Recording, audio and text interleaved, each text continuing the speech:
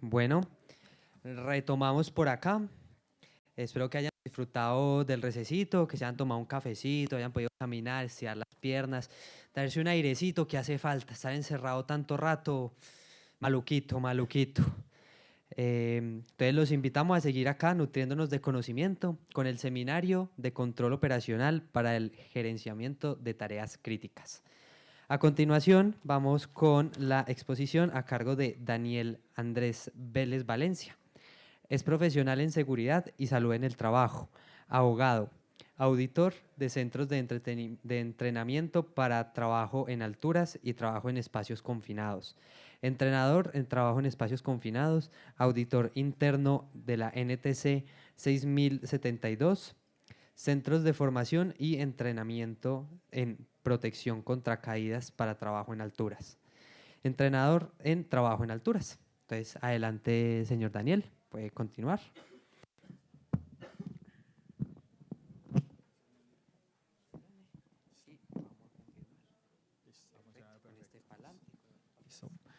Buenos días para todos. Espero se encuentren muy bien y agradecerles por haber elegido el espacio en este seminario. El día de hoy voy a generar unas reflexiones sobre lo que venimos haciendo en cuanto al tema de implementación y lo que conlleva el tema de la puesta en marcha de la normativa que actualmente regula la actividad de trabajo en espacios confinados en Colombia. Lo primero que debo de mencionar es que es muy importante reconocer y aprender a entender con qué tipo de norma nos está regulando el Estado este tipo de actividades. Es una norma que nos expresa criterios taxativos, una norma que es de obligatorio cumplimiento. La vamos a encontrar con una denominación para Colombia que es la resolución 0491 del año 2020 y un complemento que tendrá que ver con la resolución 2605 del mismo año. Esta resolución básicamente trata de un reglamento en el cual se expresan requisitos taxativos y nos trazan un camino para poder garantizar una condición de seguridad a los trabajadores y poder garantizar una condición de seguridad jurídica a las empresas que tienen exposición a este tipo de actividades. Sí, dale, muchas gracias, Juan. Igualmente, es importante tener en cuenta que nuestra regulación o la construcción de las normas que actualmente regulan el tema en Colombia tienen un antecedente importante y son las normas de origen internacional que obviamente han servido de fundamento para construir las normas que hoy en día están regulando este tipo de actividades en Colombia. Algunas de esas normas no las voy a mencionar todas porque es una cantidad bastante extensa, pero sí quise traerles en la ponencia las que son principales y van a ser de gran ayuda para que ustedes puedan implementar el tema de la norma en las organizaciones en las cuales tengan exposición por trabajo a espacios confinados. Una de estas es OSHA 29 CFR 19.10.146. Creo que dentro de las normas de trabajo en espacios confinados es la macro. Fue la norma que se tomó en el país para poder construir nuestro reglamento que rige actualmente en Colombia. Otra norma que también termina teniendo una relevancia bastante importante es OSHA 29 CFR 1910.134 y es una norma que regula o establece todo lo que tiene que ver con el tema de protección respiratoria. Y hablo de protección respiratoria hablando de confinados porque tienen una conexión tremenda y digamos que cuando hablamos de espacio confinados y hablamos de elemento de protección personal, finalmente lo que buscamos en muchas ocasiones es el tema de garantizarle al trabajador una buena condición. Desde la parte respiratoria, teniendo en cuenta que muchas veces ejecutamos actividades de trabajo en escenarios que han contenido sustancias químicas, que tienen una deficiencia de oxígeno, que tienen una condición atmosférica que no está dentro de los parámetros de seguridad y se hace necesario utilizar este tipo de elementos. Esta norma, digamos que termina con una importancia altísima porque ahí encontramos regulado todo lo que son elementos de protección respiratoria de presión negativa, elementos de protección respiratoria de presión positiva, elementos de suministro de aire por presión a demanda y elementos de flujo de suministro de aire de presión continua. Es una norma que finalmente en Estados Unidos ha trazado un camino largo, una norma que es ampliamente utilizada por una marca que pues no debería de mencionar, pero es líder mundial en protección respiratoria y es 3M, la utilizan sus guías respiratorias y obviamente pues va a ser fundamental que aprendamos a entenderla y a conocerla para poder hacer una implementación adecuada del tema normativo en nuestras organizaciones. Hablamos también de NFPA 350, es una guía que ofrece recomendaciones para el ingreso a trabajo seguro en espacios confinados. Sabemos que NFPA pues, tiene un reconocimiento a nivel mundial importante. En Colombia también para la construcción de la resolución 0491 se tomaron algunos apartes normativos de NFPA, ahí están incluidos. Y finalmente, también como normativa internacional y más como una guía, es importante reconocer el tema de ACGIH. ACGIH, que es, digamos, una guía que se establece en Estados Unidos, la Conferencia de Higienistas de los Estados Norteamericanos, es una guía que se viene actualizando sobre el tema de lo que tiene que ver con las concentraciones de las sustancias, para determinar valores límite umbrales y también lo que tiene que ver con la exposición biológica, con la exposición para temas biológicos. Esta última guía termina siendo muy importante porque, ojo, se menciona desde la resolución 2400, pero en la norma de confinados es muy específica cuando nosotros hablamos de todo lo que tiene que ver con el tema de medición para algunas sustancias que pueden ser dañinas para la persona. Termina estando dentro de la resolución 0491 incluida en el artículo número 21, donde se establece todas las condiciones que deben de tener los equipos de medición para trabajar en espacios confinados. Entonces esto es lo que quiero mencionarles. Obviamente normas hay una cantidad enorme, pero si nosotros por lo menos aprendemos a reconocer, uno, que la norma con la que trabajamos en Colombia es una norma taxativa que expresa requisitos muy puntuales y expresos, pues eso nos va a facilitar el tema de poder implementar de forma adecuada el tema en nuestras organizaciones. La resolución 25, entenderla como una resolución que hace unas aclaraciones a unos errores que tuvo la resolución 0491 y las demás normas de criterio internacional que terminan siendo fundamentales para nosotros poder garantizar controles preoperacionales, una condición de seguridad a las personas y obviamente poder tener el camino adecuado para cerrar las brechas que pueden representar un riesgo jurídico para las organizaciones. Entendiendo que de lo que estamos hablando el día de hoy en espacios confinados data de una norma que ya lo he mencionado varias veces, es una norma que expresa requisitos y criterios taxativos, pues el primer criterio taxativo que nosotros tenemos que entender en este contexto es que entra la resolución 0491 en el año 2020 y nos desdibuja totalmente lo que nosotros teníamos pensado como un espacio confinado años atrás. Empezamos a hablar acá de que un espacio confinado pues es un espacio para la norma colombiana que necesariamente deberá de cumplir con 3 requisitos y con 3 particularidades. ¿Listo? Entonces, nosotros vamos a entender que un espacio confinado en Colombia es un espacio que no está diseñado para la ocupación continua por parte del trabajador.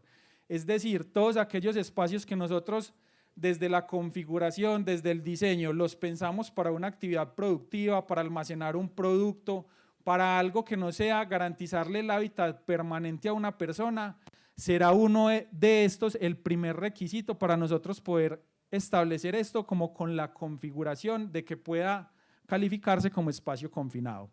2, los espacios que tienen medios de entrada y salida restringidos por dimensión o forma o limitados en cantidad, es el segundo requisito que nos dice la norma, debe cumplir el espacio para nosotros poder calificarlo como espacio confinado.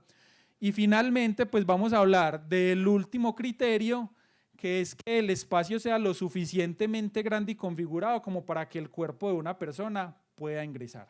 Entonces, entendiendo que el criterio es taxativo, pues necesariamente van a tener la necesidad de existir estas 3 condiciones para que nosotros en nuestras organizaciones podamos hablar de que tenemos un espacio confinado.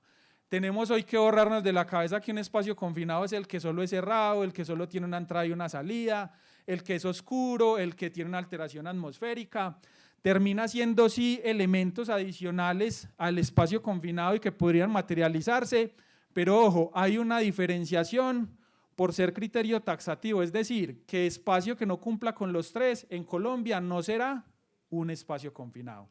Y esto ha sido un tema de consulta porque obviamente las organizaciones sobre esto surgirán dudas, consultas, porque hay espacios que por su configuración uno lo sentirá que no, este sí, este no, se han elevado al ministerio y definitivamente lo que nos contestan que es, ¿cumple con los tres requisitos? Sí, no, cumple con dos. Entonces, en este caso no será obligatorio establecer la implementación de un programa de gestión para trabajo en espacios confinados. Ahora bien, desde el control preoperacional será importante determinar desde la empresa si es necesario establecer controles para realizar trabajos en sitios que no cumplen con los tres criterios para que se configuren espacios confinados, pero que puedan llegar a representar un peligro para el trabajador. ¿Listo?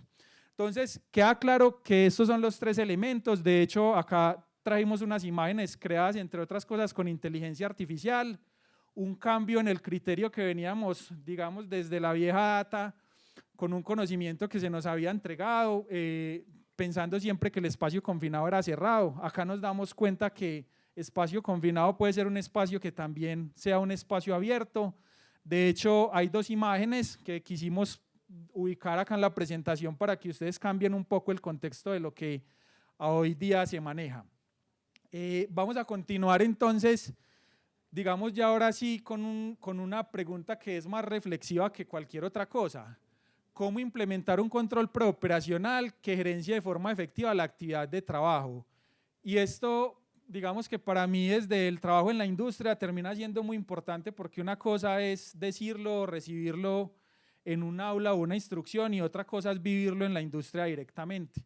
Entonces, acá, desde mi experiencia personal, creo que tiene dos fases estratégicas. La primera tendrá que ver con el tema de planeación y la segunda con la existencia de recursos técnicos. En espacios confinados no podemos hablar de una implementación adecuada de un programa de gestión si eso no está acompañado de recursos. ¿Listo? Y cuando hablo de recursos, hablo de equipos y hablo de personas en la capacidad de realizar una actividad de trabajo de forma segura, es decir, con el conocimiento y la experticia adecuada. Entonces, para hablar de la planeación, lo primero que es la invitación a las organizaciones y a las empresas es a analizar la norma desde el contexto organizacional, es decir, cómo se adecua esa norma, cómo es mi realidad como organización, qué es lo que tengo en la organización que me está llevando a pensar que tengo un espacio confinado y tengo la necesidad de intervenirlo, de señalizarlo, de establecerle controles, de crearle un instructivo para poder trabajar en él de forma segura, de crear un protocolo y de tener personas con la disponibilidad de capacitación y recursos para ejecutar la actividad de forma segura. Dos, con el tema de la asignación de personal dentro de la planeación termina existiendo un elemento que es extremadamente importante.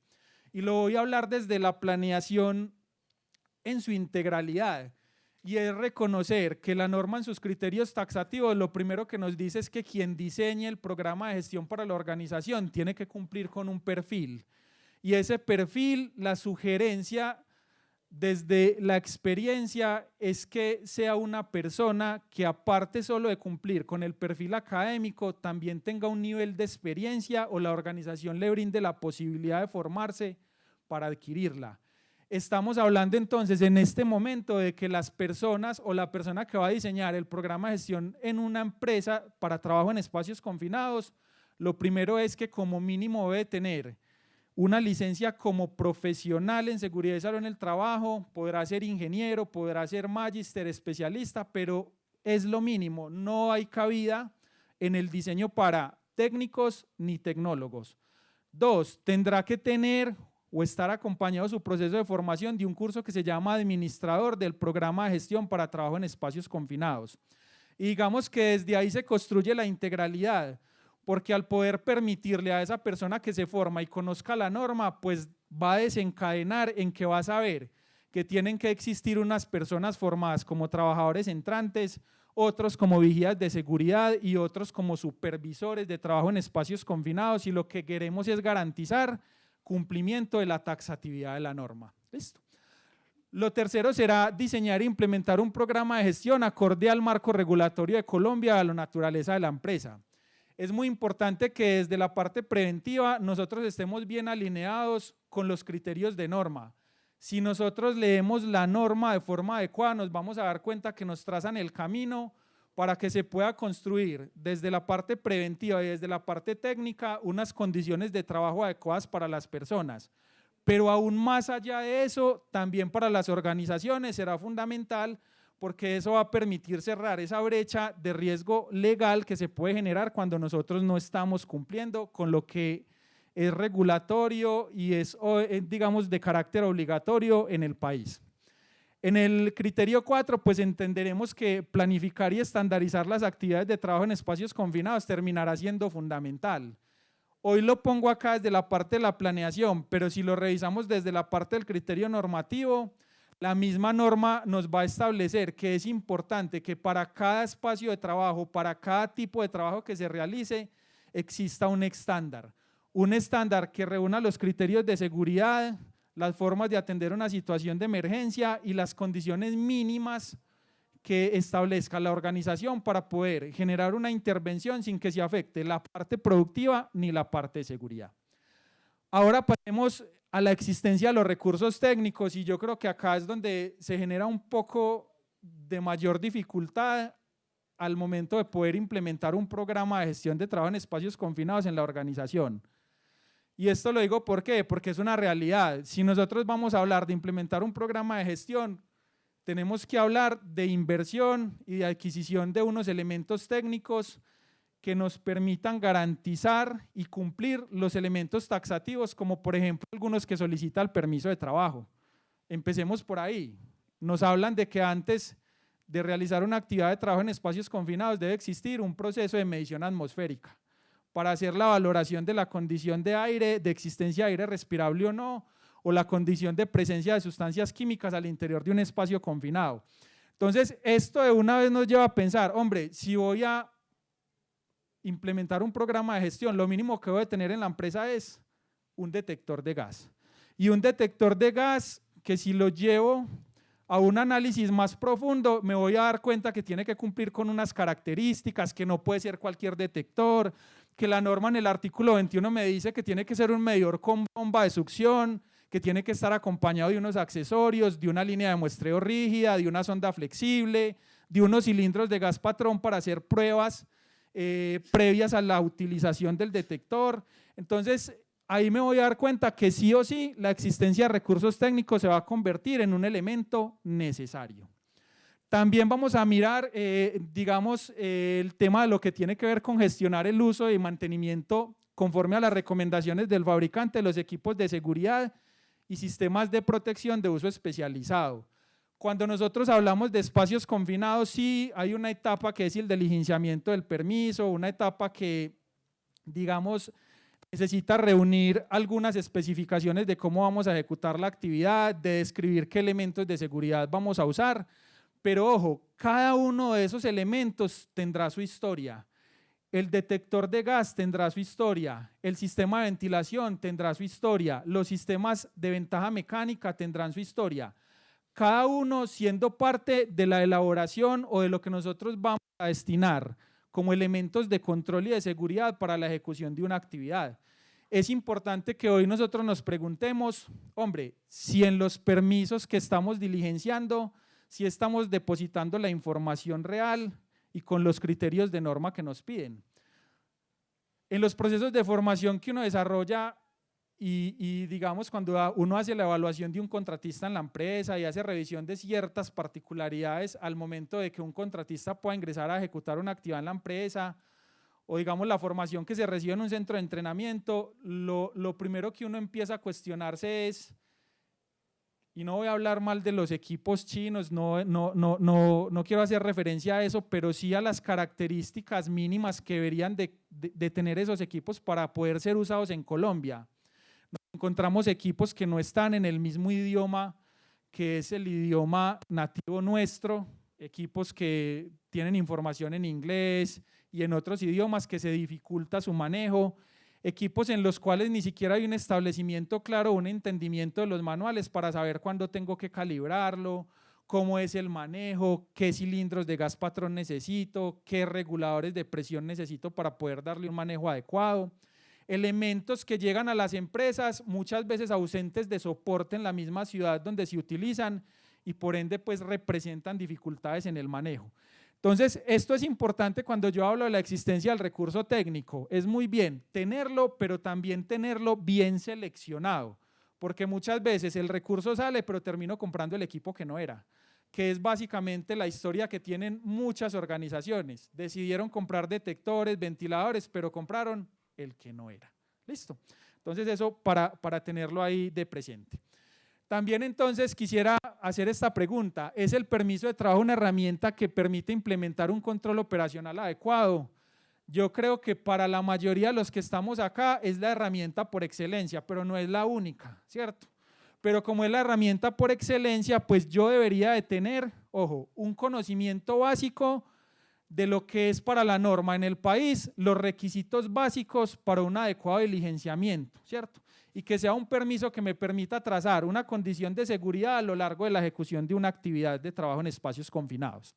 Entonces, lo primero que vamos a decir es que, hombre, el permiso tiene una finalidad preventiva, sí, y por eso la norma lo especifica: los permisos se diligencian antes del desarrollo de la actividad. Y en este se consignan todas aquellas situaciones que pueden representar para el trabajador una situación de riesgo que pueda desencadenarle alguna situación o una condición no deseada. En él se encuentran vinculados elementos mínimos y de obligatorio cumplimiento.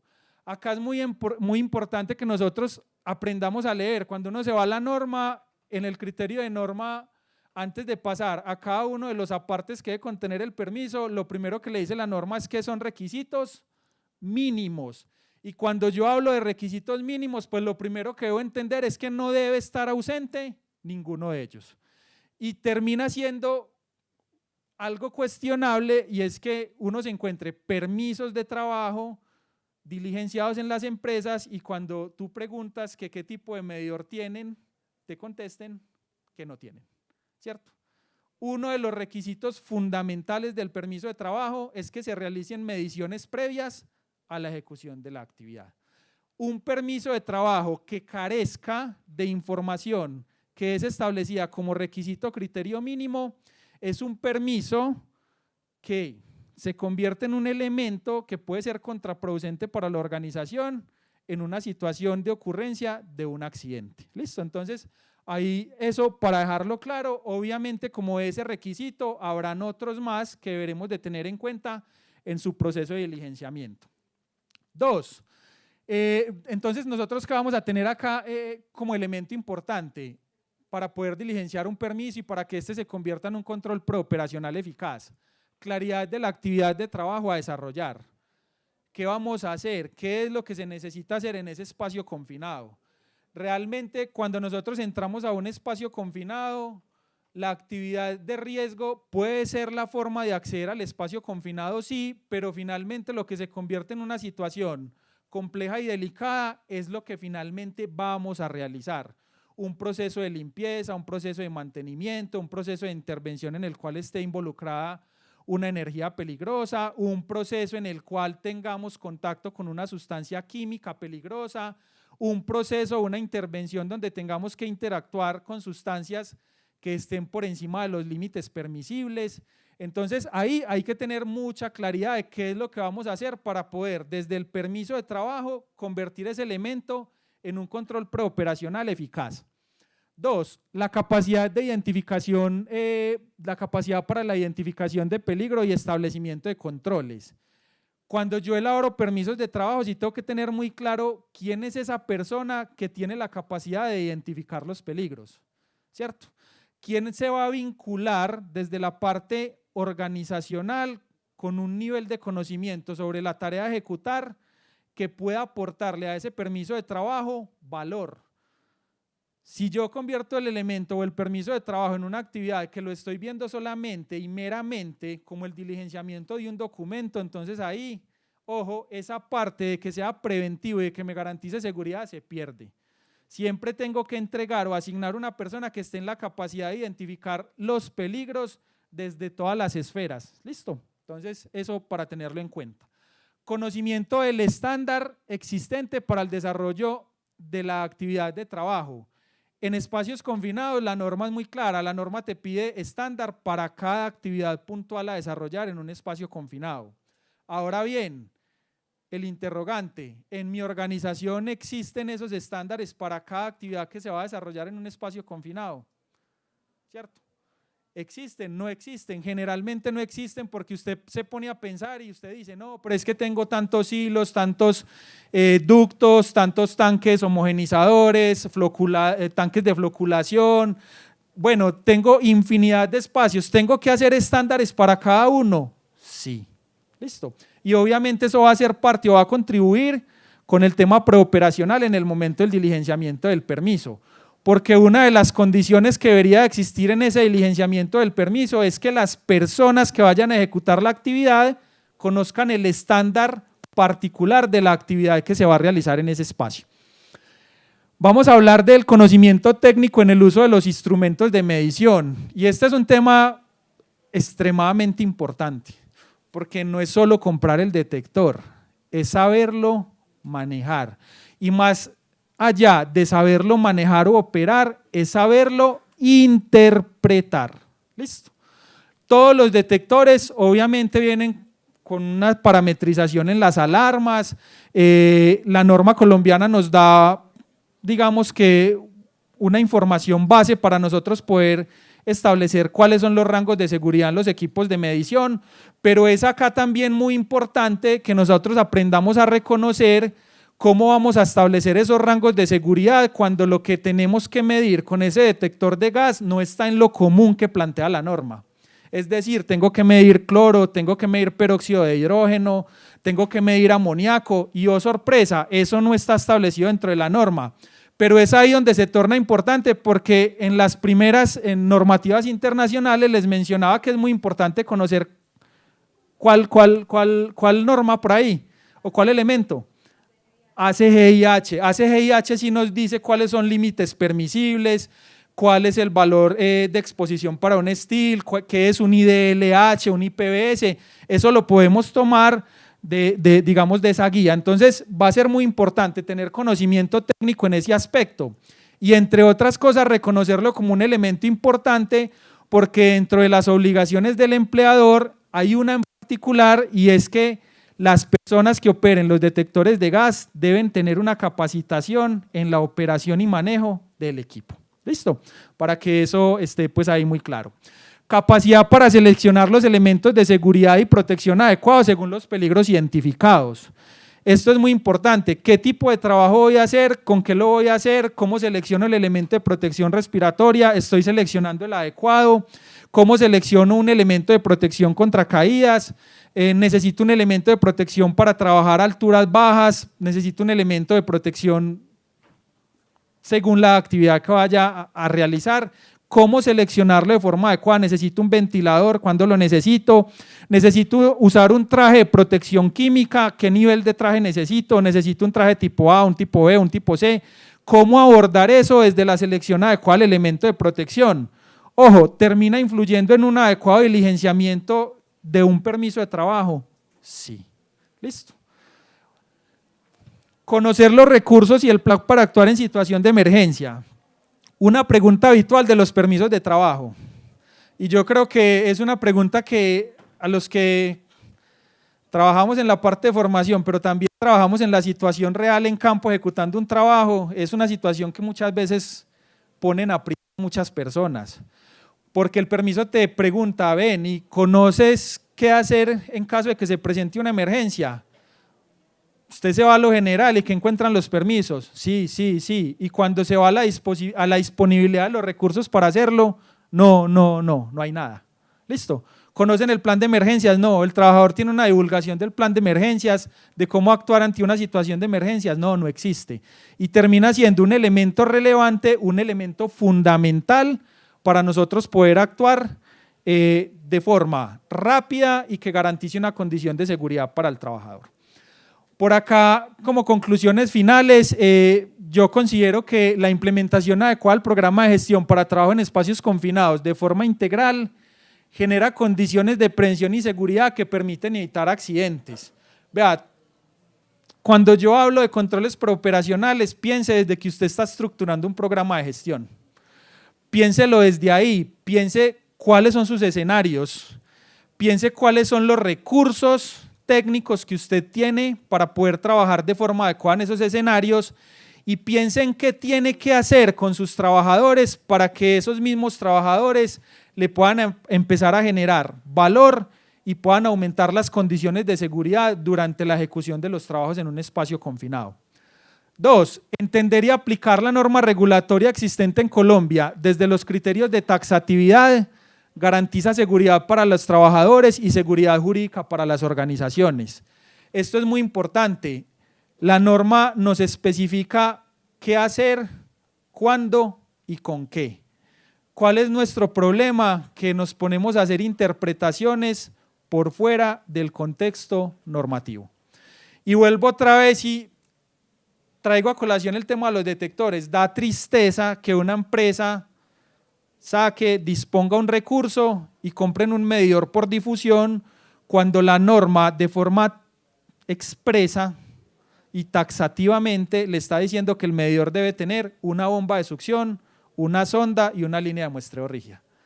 Entonces, ojo, si yo me voy a las interpretaciones en normas regulatorias que tienen esa particularidad de expresarme los criterios de una manera tan definida y tan clara, entonces eso va a dificultar que el control preoperacional sea eficaz, que el control preoperacional sea acorde a la actividad de riesgo que tengo, que el control preoperacional genere verdaderamente valor en la organización. Tercero, la integralidad y conocimiento en el establecimiento de los controles preoperacionales permite trazar un camino seguro que disminuye en alto porcentaje la probabilidad de ocurrencia de los accidentes. Bien lo decía, el permiso de trabajo es el elemento por excelencia que nosotros utilizamos para hacer control preoperacional, pero no es el único. Hay otros elementos que pueden influir, que nos pueden permitir tener situaciones adicionales que garanticen una mejor condición de trabajo en la ejecución de trabajo en espacios confinados. Siempre tendrá que ser importante que la empresa realice un buen análisis, una buena planeación y una buena determinación de los controles. Para que los controles preoperacionales sean eficaces, ojo, las actividades también hay que prepararlas, hay que ponerlas a prueba, hay que ensayarlas para ver si el control preoperacional que yo estoy utilizando en la empresa, si es verdaderamente efectivo y si logra alcanzar esa situación que todos queremos a nivel de organización desde la parte de seguridad y salud en el trabajo, que es evitar accidentes y por otro lado evitar una condición de riesgo jurídico para la organización. Como último elemento y ya para cerrar con el tema, vea, es muy importante en las normas que se están promoviendo desde el ministerio aprender a darles un entendimiento más adecuado. Las normas que se proponen desde el ministerio tienen dos finalidades y eso yo creo que es claro. La primera finalidad es garantizar una mejor condición de seguridad para los trabajadores, eso en el entendido de que nosotros somos un país que quiere estar a nivel internacional compitiendo, quiere exportar y obviamente hay exigencias de organizaciones a nivel internacional que nos piden que eso tenga que estar acompañado de elementos de seguridad y de unas mejores condiciones de trabajo para las personas o para el sector productivo del país. Pero es también muy claro y necesario entender que las normas regulatorias que se expiden desde el ministerio tienen una finalidad y es de poder controlar, de poder generar un establecimiento, unos criterios para que se puedan dar revisiones en el cumplimiento, en la implementación de los requisitos que se piden para el país en cuestiones de trabajo. En este caso tenemos norma regulatoria para trabajar ahora en calderas, para trabajar en espacios confinados, para trabajar con energías peligrosas, para trabajar en alturas. Esas normas, ¿qué es lo que buscan? Que cuando el ministerio me realice una inspección tenga un criterio de base para poder determinar si la organización está cumpliendo o no está cumpliendo, si lo está haciendo bien o si lo está haciendo mal y poder determinar una sanción o poder mirar conformidad de acuerdo a cumplimiento de requisito.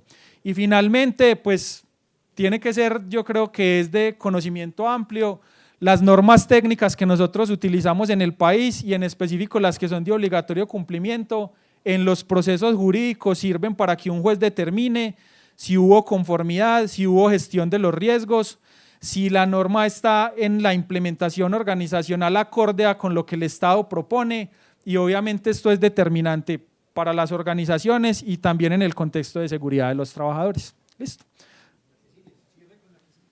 Listo. Y pues obviamente quería dejarles por acá una frasecita.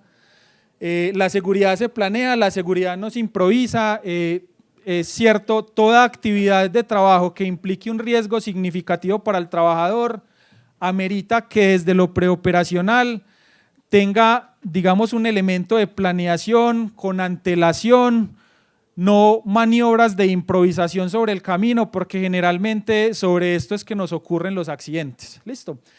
Muchas gracias. Ahorita en la tarde les tengo por ahí para los que se asignen a mi grupo, hay una actividad o un taller práctico bien interesante donde vamos a mezclar pues varias situaciones, nos vamos a tener que ir a CGIH para poder resolver ese tema, a seleccionar respiradores adecuados. Ahí vamos a tratar de darles un poquito más de entendimiento, que es lo que hemos tenido que hacer las personas que estamos trabajando en la industria ya hace algunos años, cuando no existían estas normas, que nos tocaba acudir a los elementos internacionales que podían dar solución a esas dificultades. Listo. Muchísimas gracias.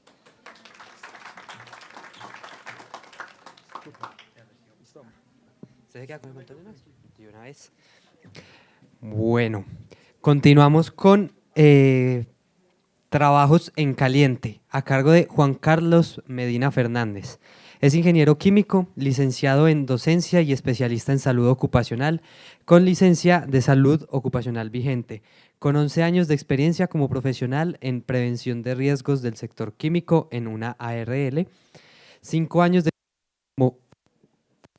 experiencia como jefe regional de salud ocupacional en un grupo empresarial del sector petroquímico, cubriendo 15 países, conocedor a profundidad del sistema de seguridad social colombiano y lo básico de los sistemas de varios países de Latinoamérica.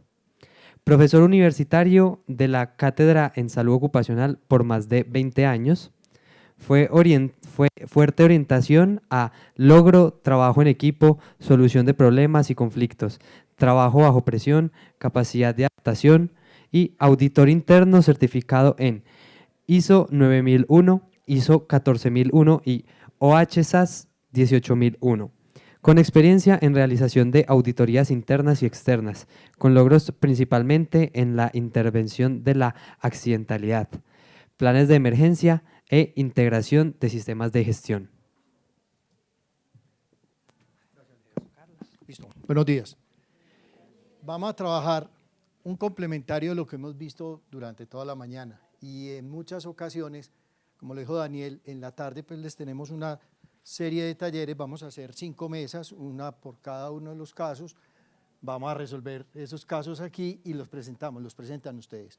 La idea es que pasemos del PowerPoint o del papel realmente a que estas herramientas de trabajos de alto riesgo, lo dijeron también, le dijo Néstor, si buscas esto en Google lo encuentras y Google hasta te hace la presentación. Lo que nosotros traemos acá son retornos de experiencia de muchos años que tenemos en esto y lo que queremos es no seguir investigando. ¿Qué pasa? Va el micrófono, gracias Nelson.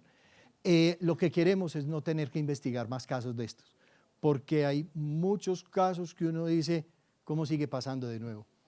Y hay uno de los documentos, yo los veo tomando muchas fotos y eso está bien, eso es chévere, van a estar las memorias. Todo esto que estamos presentando acá, además de un grupo de documentos adjuntos, los vamos a colgar en la página de la corporación para que ustedes los puedan descargar en su momento, ¿vale?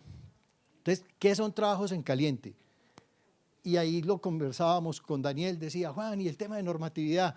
No hay nada, en Colombia en normatividad, en trabajo en caliente, no hay. Y los que llevamos pues, muchos años en esto, yo arranqué esto hace como 30 años, pues no había mucha normatividad en trabajos de alto riesgo, de hecho. ¿Y qué nos pegamos? De normas internacionales para podernos regir. Listo. ¿Qué es un trabajo en caliente? Son los trabajos que se hacen que puedan generar chispa, llama o calor en una atmósfera donde haya un potencial de incendio o explosión. Está fácil. En papita y yuca. ¿Qué es el tema de trabajo en caliente? ¿Dónde los tenemos? ¿Y qué pasa con ellos en muchas ocasiones? No conocemos el peligro. Y en muchas de las investigaciones que hemos hecho de expresión de este riesgo, hay un conocimiento no muy profundo de que ese producto podía generar una atmósfera potencialmente inflamable o explosiva. Esa la quiero contar enseguida, pues, una gráfica que bajé, ejemplos, cortes con llama, herramientas eléctricas donde haya un área potencialmente inflamable o explosiva, soldadura, cortes, golpes, cincel, martillo, ahí la tiene, el chorro de arena, impacto de metales, operaciones de quema. En muchas ocasiones no sabemos qué hay, que eso nos puede generar una fuente de ignición. Pues créame, lo que hemos gastado de botas de seguridad son muchas y encuentra uno personas en un área con hidrógeno usando un taladro normal, eléctrico. Con la tranquilidad que da la ignorancia. Realmente sí, la ignorancia da mucha tranquilidad. Cuando uno no sabe eso, trabaja lo más de tranquilo. Pero, y en un seminario de 8 horas, no es para que todos salgamos muy expertos en el tema. Néstor lo dijo ahorita, es muy probable que aquí haya gente mucho más experta que nosotros. Si logramos inquietarlos y darle ese valor al permiso, a preguntar, no todos nos las sabemos todas, preguntemos. Atmósferas de polvo, ya nos ha tocado investigar explosiones de polvo donde el equipo de ingeniería, personas de seguridad y salón del trabajo, ni siquiera sabían que ese polvo podía generar una atmósfera inflamable o explosiva. Entonces, esos son los ejemplos que queremos traer. Listo. Normativa nacional, no hay. Entonces, pues, les puse esa, inclusive me entrego, la bajé de inteligencia artificial. 1072. ¿Qué hace énfasis? ¿Por qué lo quise dejar? Porque es identificar peligros, evaluar riesgos, controlar. Si paso muy rápido por esa identificación de peligro, evaluación de riesgos, puede que no me queden estos trabajos identificados en mi matriz. Entonces, y es la base, que sepamos de esto. Y si no, pues yo siempre les digo, como ingeniero químico, la ley de Boyle, si no sabe, Boyle pregunta al que sabe. Porque esa sí es mejor, porque en muchas ocasiones nos ha tocado ir a decir, hey, ¿sabías que este polvo era explosivo? Sí, qué rico que preguntaste antes de invitarme a una investigación de un accidente. Entonces es muy importante preguntar, sin pena. Hay un conferencista que me gusta mucho, está en YouTube la conferencia, él habla que las suposiciones son muy dañinas en las organizaciones y el antídoto son las preguntas. Entonces, fomentar las preguntas. El 2400, Juan Fernando lo leyó porque cuando yo entré hace 30 años ya Juan estaba. Y también identificación de peligros, prevenir incendios y tal, que la brigada sepa manejar extintores. Sí, listo, eso es higiénico, básico. En la 0312, estándares mínimos, identificación de peligros.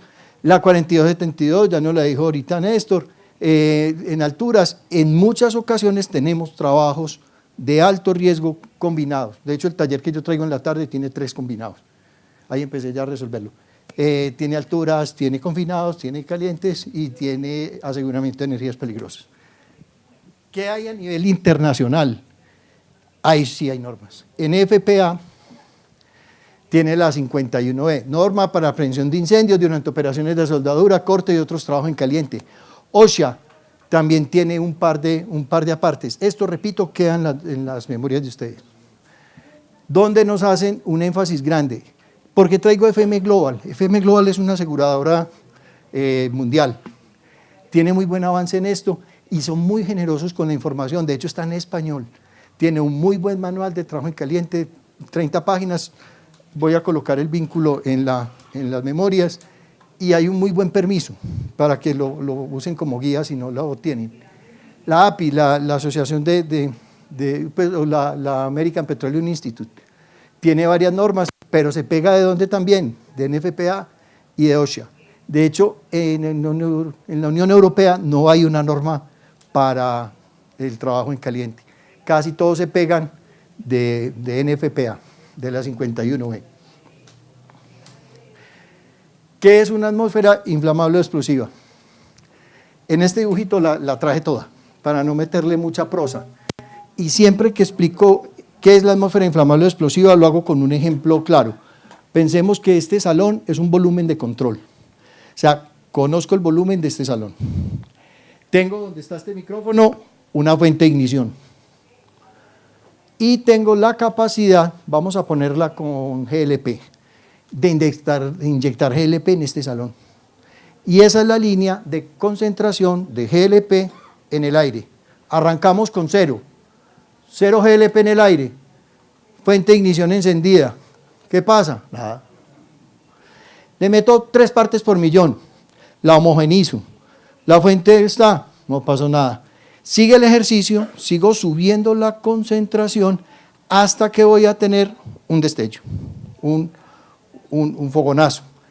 Esa concentración de ese GLP en el aire, cuando ocurre el destello o el fogonazo, es el límite inferior de inflamabilidad. La sigla en inglés, lo decía Dani ahorita también, en muchos equipos, es que el LEL, sí, es la sigla en inglés, y casi todos los equipos traen medidor de LEL. Es la sigla en inglés de límite inferior de inflamabilidad. ¿Qué es ese? Es la mínima concentración del producto en el aire para que en presencia de una fuente de ignición haya incendio. El ejercicio no termina ahí, sigue. Yo le sigo metiendo GLP a esto, la fuente de ignición está aquí y este salón está bajo fuego. Hasta que llega a una concentración donde se apaga. ¿Por qué? Se llega al límite superior de inflamabilidad. La concentración máxima del producto en el aire para que en presencia de una fuente de ignición haya fuego. De ahí para arriba se apaga. Entre el límite inferior de inflamabilidad y el límite superior de inflamabilidad se llama rango de inflamabilidad. Y ese es característico de cada producto. ¿Cómo lo mido? Daniel nos está hablando ahorita, equipos de medición, con las características que él hablaba, equipos confiables, de marca. Yo soy muy marquillero en eso. Sí, porque los de Temu yo no le voy. Porque, ojo, este seminario es tareas críticas, tareas de alto riesgo. Diego lo dijo en su definición inicial. Cuando se desvían, hay muertos. Entonces no puedo irme con un equipo de 3 pesos o un equipo mal calibrado, un equipo que no sea confiable, a poner la vida de unas personas en riesgo. Yo hay veces pues, le preguntaba a alguien, el que lo compra, le dije, ¿tú meterías el hijo tuyo al espacio confinado midiendo con este equipo? Y la respuesta ha sido no. Entonces, equipos confiables. ¿Qué es el rango de inflamabilidad? Entonces, entre el límite inferior y el límite superior. Cuando estoy ahí, cualquiera de las fuentes de ignición de la diapositiva anterior me va a generar un incendio. ¿Vale? ¿Vale con gases? Sí. ¿Vapores? Sí. ¿Qué hacemos con polvos? ¿Se pueden dar atmósferas inflamables o explosivas por polvo? ¿Con qué mido? No, aparato. Para mediciones de atmósferas inflamables o explosivas de polvo no hay un equipo de medición directa como para vapores y solventes, pues, para los vapores de solventes, los gases.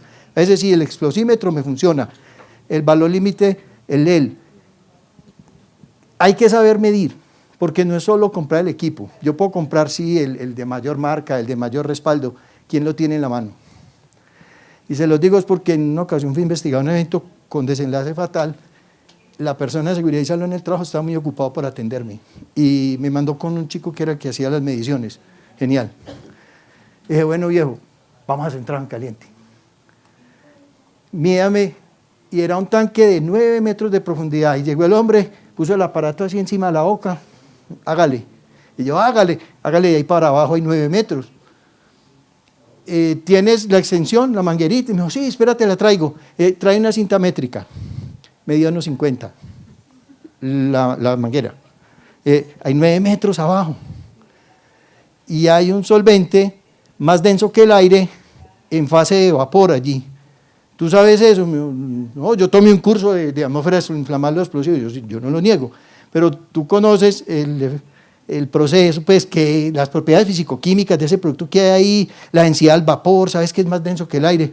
No. Después le hablé al jefe y le dije, el pelado tenía curso de atmósfera explosiva, me dijo, sí. Yo le expliqué al hombre y le dije, ¿usted conocía este fenómeno de densidad de vapor? No. Y el pelado que recibió el curso lo di yo. Ese accidente fue fácil de investigar. Listo. Esta parte es importante. ¿Por qué? Porque no es solo tener el equipo en la mano. No lo debe manejar una persona cuya única fortaleza sea pasar la calle solo. O sea, esto realmente tiene que tener formación. Y formación de base. Y tiene que saber qué está midiendo. Y tiene que conocer las propiedades físico-químicas de lo que está midiendo. Y tiene que entender qué son las densidades de los gases. Y que eso es un gas menos denso que el aire, porque esas densidades vienen en densidades relativas. Si es menos denso que el aire, búsquelo arriba. Si es más denso que el aire, búsquelo abajo. Así de sencillo. Pero si tú no te sabes esa vaina tan sencilla, vas a medir en la boca como este sujeto lo hizo y me va a dar permiso para echar candela allí. De hecho, eso le cobró la vida a una persona. Y es así de sencillo. Hay que saber medir. Porque muchas veces, no, yo compré el equipo y está calibrado y tengo todo, y yo sí, yo sé. Pero venga, ¿quién lo tiene en la mano? ¿Y qué interpretación está dando de la información que tengo yo allí? Entonces, conocer los productos que tenemos. Ficha de seguridad. Daniel lo dijo claro también, conocer muy bien los productos con los que estamos trabajando, mirar sus rangos de inflamabilidad. Y si son detectables por el equipo, no. Repito, las atmósferas de polvo, no hay un equipo que la mida, al menos que yo lo conozca. Si alguien lo tiene, ya con libre este congreso. ¿Es claro este concepto? Esta es la clave. Porque si yo entiendo esto y entiendo los productos con los que estoy trabajando y tengo noción de identificación de peligro, evaluación de riesgos, yo sé que si va a ser el punto de soldadura aquí, no solo mido aquí. ¿Qué pasa cuando un producto, pongámosle un solvente orgánico, se evapora? Que muchas veces usamos el concepto de se fue, no, ahí está, pasó de fase líquida a fase de vapor, mezclado peligrosamente con aire, tienes una atmósfera inflamable o explosiva entre manos, ponle una fuente de ignición y la vas a encontrar. Saber que esos vapores se mueven, si son más densos que el aire, van a depositarse en la parte más abajo del lugar donde vas a hacer el trabajo. Las alcantarillas, los sumideros, los cáncamos, eso hay que identificar que allí pueden estar esos vapores, así al nivel de piso no esté o a nivel mío no esté. Es conocerlo. Si no sabemos, preguntamos. Listo. Aquí traje, también le estaba pidiendo, inclusive me está enredando la inteligencia artificial para hacer el tetraedro del fuego. Lo conocemos de toda la vida, ¿no? Para atmósferas inflamables o explosivas. De hecho, hay un vínculo ahí. Actívamelo, porfa, si te da. Muy cortico, es un clásico, seguramente ya todos lo vimos. El otro, ese. Ahí.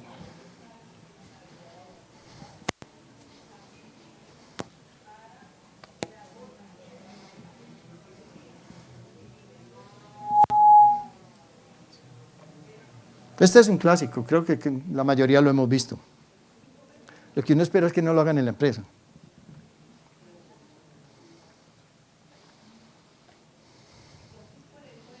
Totalmente protegido, tiene permiso de trabajo en caliente. Hasta que le llegó. Eso. Puse este porque no es tan aparatoso, no. Ves, el hombre quedó parando y todo. Listo, el otro. Miremos los de polvo, que son muy desconocidos en muchos casos. Dale, cuidado, por favor. Yeah. There goes.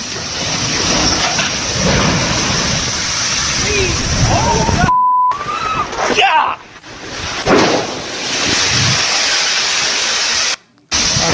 Listo. Yeah. Volvamos al PowerPoint. Las de polvo, sobre todo, en muchas ocasiones desconocidas. No sabemos que eso nos puede generar una atmósfera inflamable o explosiva. Muchos hablamos de, no, polvos orgánicos, hasta el hierro en polvo. El polvo de aluminio, vieran qué buen explosivo es. Se usa para algunos fuegos pirotécnicos y demás. El polvo de hierro se enciende.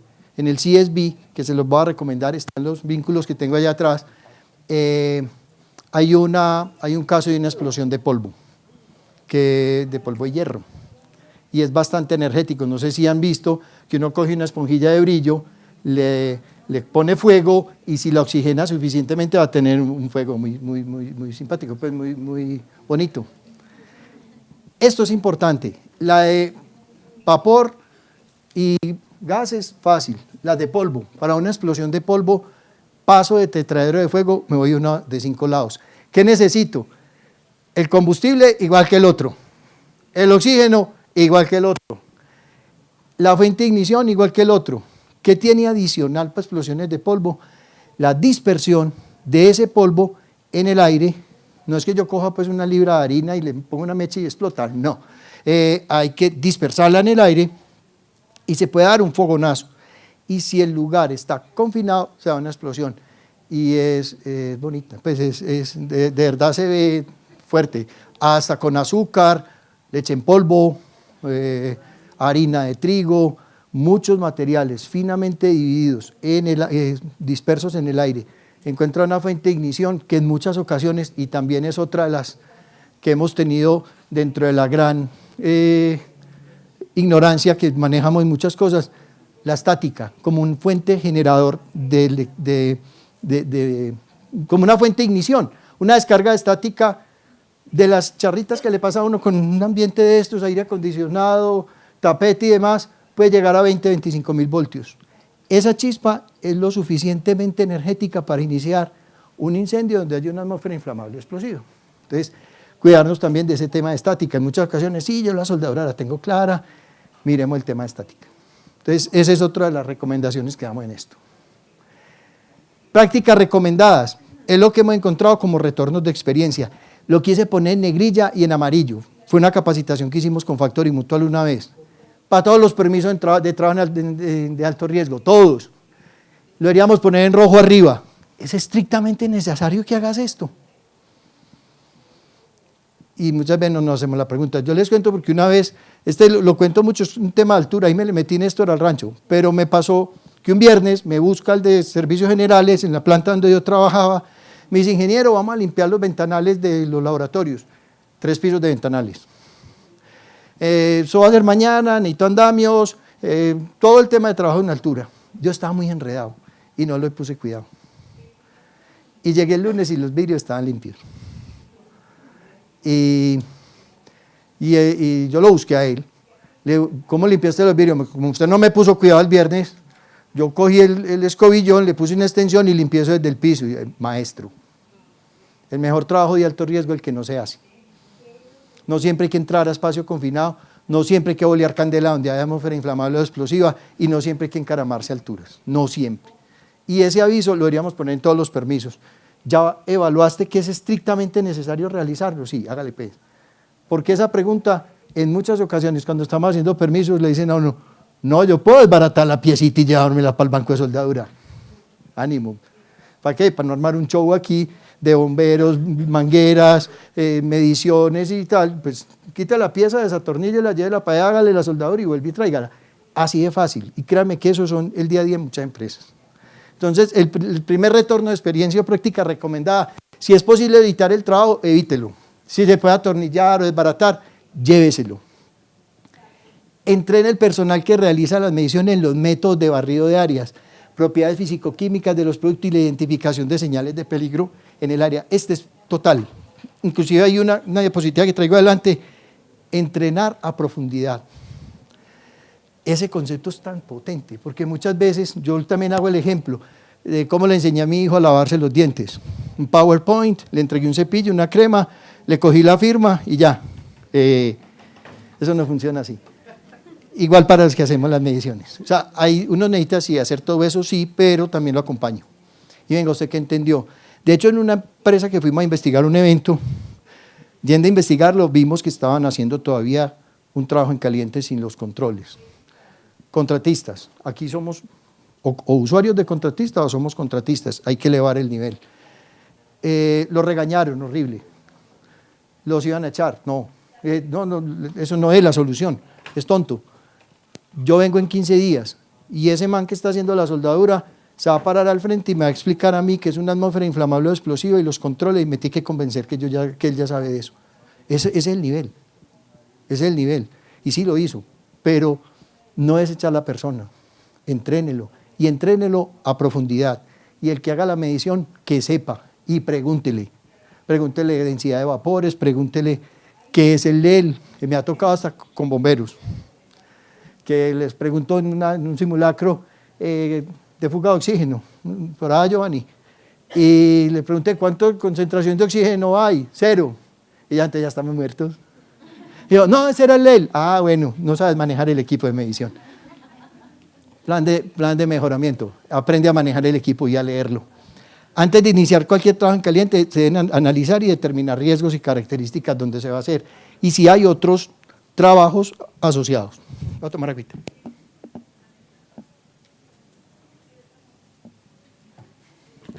Para todos los trabajos de alto riesgo, el área debe ser señalizada. Solo deben ingresar las personas que necesitemos que estén allí, no personas ajenas, para cualquiera de los que hemos hablado aquí en la mañana, igual para este. El área de trabajo debe ser claramente señalizada, utilizando avisos, conos, cintas, que no entren personas que no deben estar allí. Si el trabajo es externo, las condiciones climáticas adversas, lluvia, vientos fuertes y demás, son importantes tomarlo en cuenta y en muchas ocasiones motivo de suspensión del trabajo. Se debe contar mínimo, pues esto lo puse allí, son 2 extintores. Normalmente la recomendación es llevar equipos de extinción de fuegos adicionales a los normales del área. Si hay red contra incendio, FM, son súper celosos. Tiene la red contra incendio, está en automático, tiene los riser activos, tiene la brigada activada, o sea, desde allá, porque hemos visto trabajo en caliente, en pleno trabajo y la bomba de la red contra incendio manual o fuera de servicio. Si la red contra incendio no está en servicio, no hay trabajo en caliente.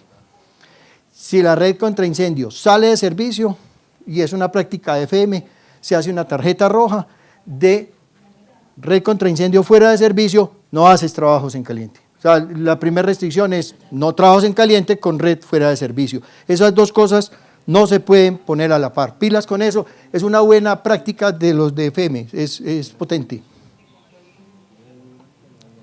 Otra, eso me quedó llenito, pero recuerden que les quedan las memorias. Si puedes retirar carga combustible del área, retírala.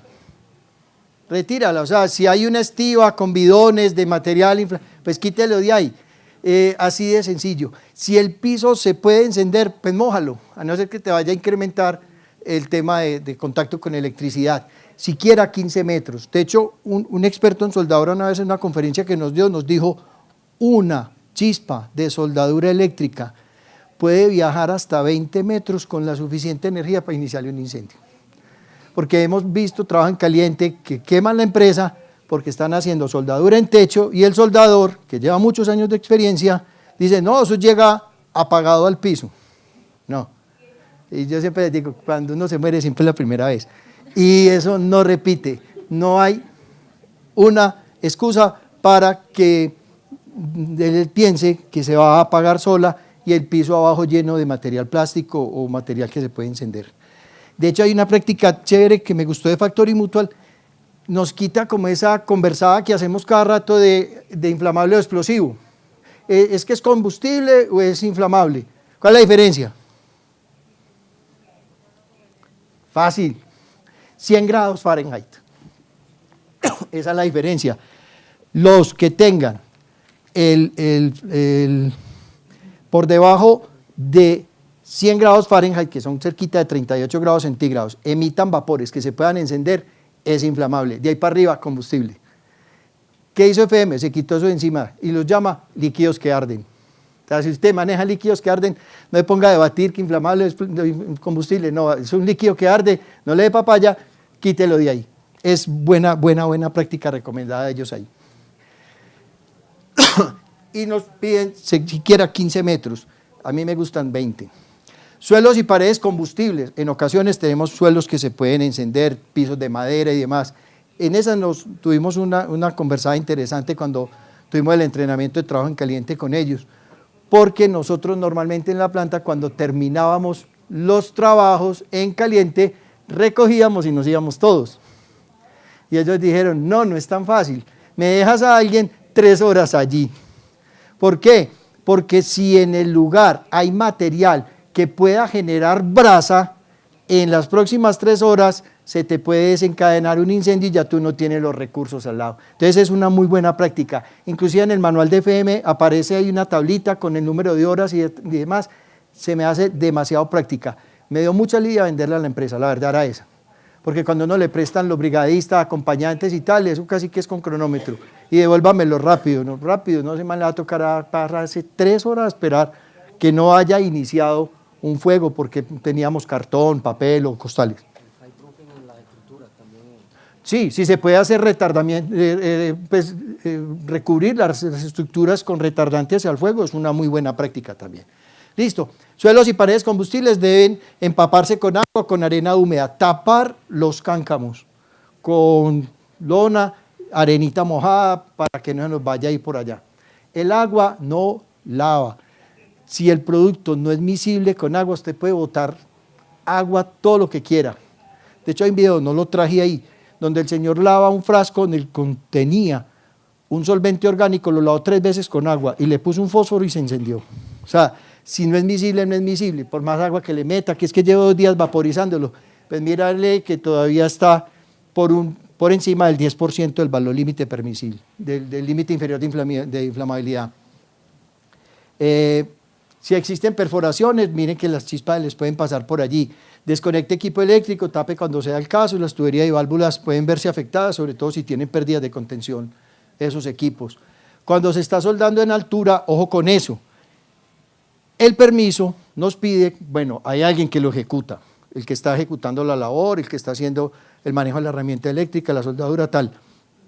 Hay acompañantes que su trabajo es identificar de manera oportuna el inicio de un fuego. ¿Qué tal si el incendio o la estructura es de 3 pisos, las chispas pueden bajar a los pisos de abajo, hay que ponerle acompañante a eso en cada uno para evitar un incendio de 3 dimensiones. ¿Va a decir algo? Bueno, una estiradita ahí, ok. Para los casos en que el trabajo en caliente sea un área donde existen sistemas de extracción, ojo con esto, ponemos, por ejemplo, un reactor. Voy a hacer una soldadura al interior de un reactor y el reactor tiene un sistema de extracción. Yo lo prendo para que me ventile. Si hago chispas y la chispa viaja por el sistema de extracción y me encuentra una atmósfera inflamable o explosiva, les puede pasar. El CSB, se los dije ahorita que no quiero pasar rápido. El CSB es un ente gubernamental de Estados Unidos que se encarga de investigar accidentes mayores asociados por químicos. Hay una investigación interesante, pues ahí dice la marca, yo no estoy bandereando a nadie, pero pasó en una planta química muy famosa, en una soldadura de un tanque, y la chispa viajó al tanque que estaba enseguida, estaban conectados, murió una persona, el otro quedó bastante afectado. La investigación la encuentran ahí con el nombre de la empresa, que repito, no agrega valor si yo les cuento. Pero esa página del CSB, visítenla, investiguen accidentes. Con esa práctica conocí yo a Giovanni también hace muchos años. Cuando llegué a la planta donde él trabajaba, estaban investigando un accidente que no había ocurrido ahí. Estaban aprendiendo de los accidentes. El conferencista que les conté ahorita de Ham Cave, él dice, cuando ocurre un accidente grave en una empresa es muy triste para donde ocurre.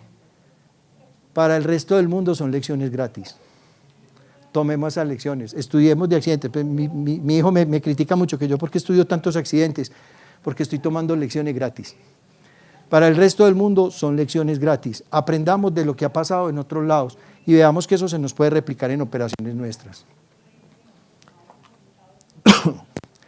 Los brigadistas acompañantes deben vigilar el área, ya se los dije ahorita, hay una tablita de 60 a 180 minutos. Si el lugar, cartón, papel, madera, tiene material que pueda generar brasa, ojo que no es recoger apenas terminen el último punto de soldadura. Hay que dejar quien nos vigile el lugar siquiera 3 horas. Listo. El CSB, este es el que le estaba contando ahorita. Hay 2, por eso me gustó tanto el tema de trabajo en caliente. Lo he trabajado porque en seguridad de procesos se ve bastante este tema de prevención de accidentes por trabajo en caliente. Este boletín se baja gratis de YouTube. Si pone las 7 lecciones claves del CSB y El CCPS, que es el Centro de Seguridad de Procesos, que hace parte de la Asociación de Ingenieros Químicos, también tiene boletines y muy buena información sobre trabajos en caliente. De hecho, hay uno que voy a colocar en las memorias, que es un faro, y lo sacan periódicamente en muchos idiomas, o sea, es información que podemos acceder fácilmente, y este nos da 7 lecciones clave. Ya hemos hablado de algunas. Use alternativas. Si puede no hacer el trabajo en caliente y tiene una alternativa, úsela. Analice peligros, monitoree la atmósfera. Daniel fue bastante claro en monitoreo de atmósfera, yo creo que también he tocado bastante, que es uno de los puntos críticos.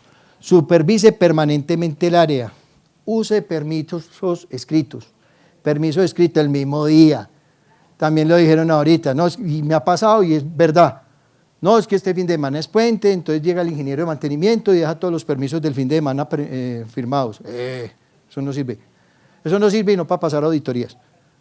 Porque usted después llega y le saca una sonrisa al auditor porque tiene una pila de permisos firmados y demás. Pero eso tiene que hacer en el momento, Entrene, esa palabra a profundidad me parece tan potente y nos la han recalcado mucho pues los maestros de nosotros, Patricia Cani y demás. Nosotros muchas veces creemos que con sentar a una persona 2 horas, PowerPoint, que le haga así como el perrito del taxi, que uno cree que le está entendiendo y demás, ya quedó listo. No, entrenamiento a profundidad. De hecho, hay otro conferencista interesante que es John Blesland, él dice entrenamiento no, educación. O sea, esto tiene que ser un proceso continuo, más allá del aula de clase, en campo. Vaya, hágale preguntas a quien está haciendo las mediciones. Y lo puso Néstor ahorita, el tema de blindaje legal. Sí, aquí vamos a aprender mucho de blindaje legal. Adicional, aprendamos de blindaje moral. Yo quiero dormir tranquilo. Yo quiero hacer lo que tengo que hacer. O sea, no es solo un tema de blindaje legal. Esa palabra profundidad, le habría puesto más negrilla y más grande y más amarilla el resaltado. Entrenar a profundidad, verifique que se haya entendido. Porque muchas veces no, la educación, y se lo digo pues como educador de toda la vida, no se mide solo en horas de presencialidad, o lo más grosero pues en horas nalga. No es el indicador. No es el indicador de un proceso educativo, es qué tanto se ha impregnado la información en las personas, qué tanto están poniendo en práctica lo que teóricamente les dimos. Potente este documento, se lo recomiendo, son 7 paginitas en inglés, están más o menos fáciles de leer.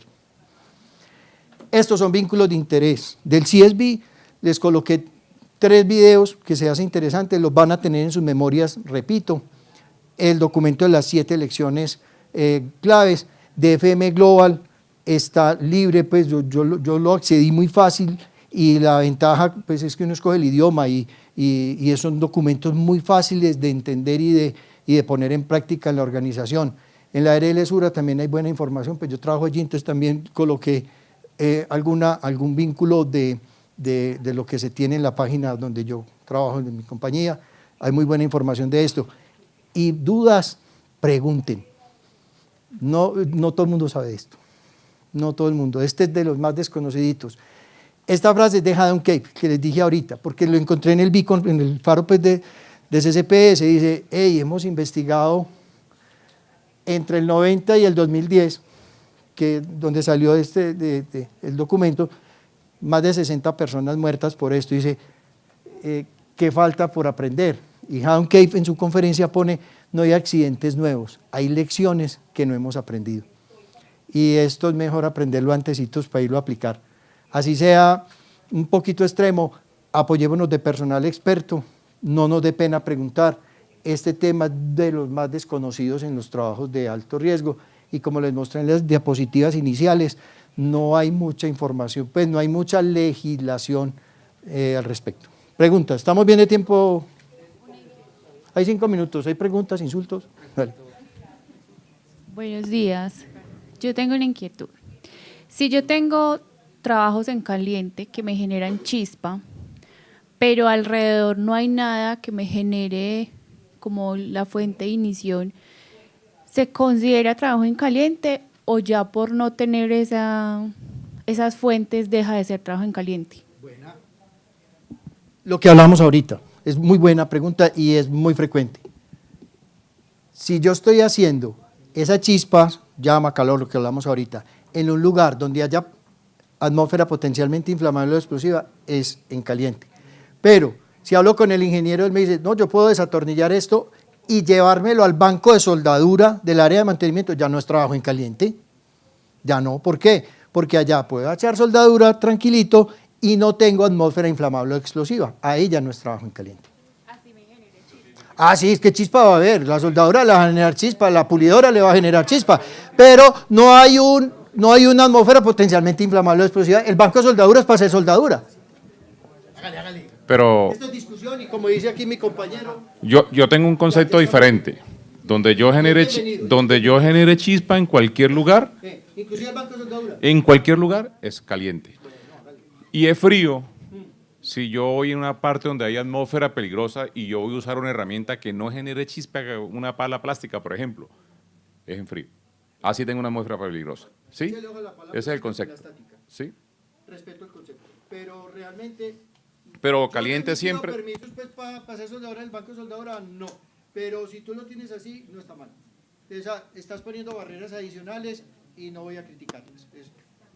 Pues, si tú lo haces así, es respetable.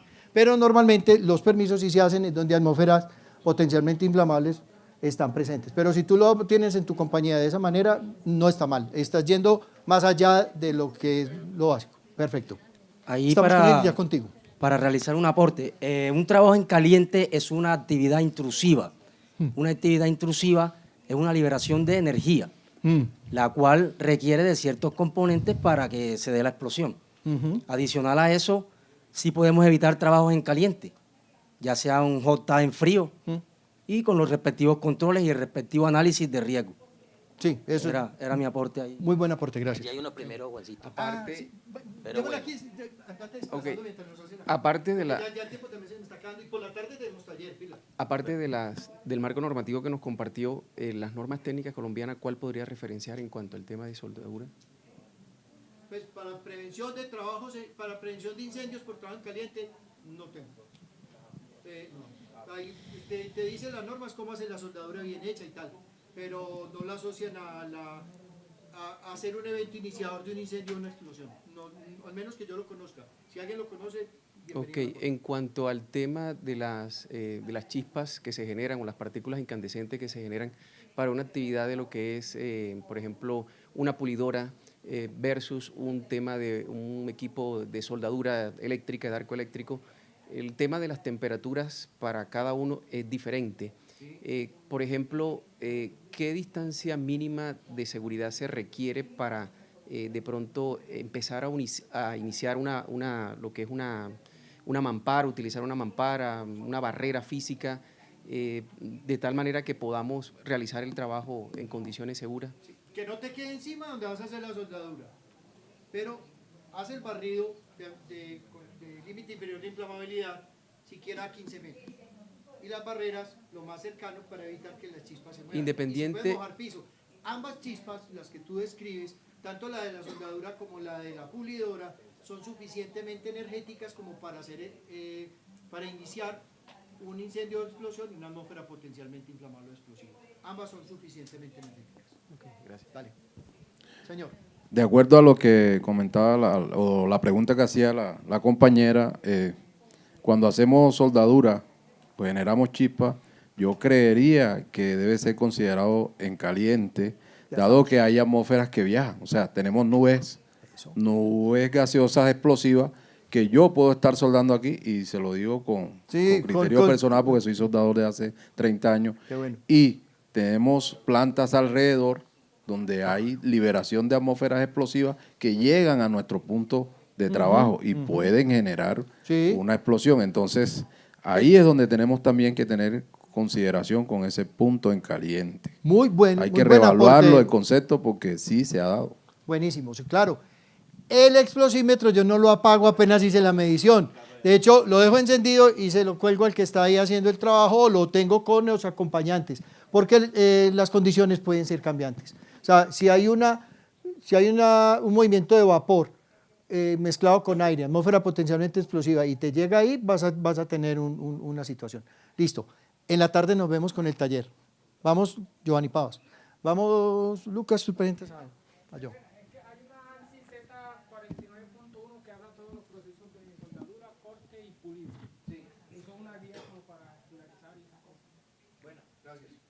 Bueno, y ya, esa fue la conferencia de material de manejo caliente, de trabajos en caliente.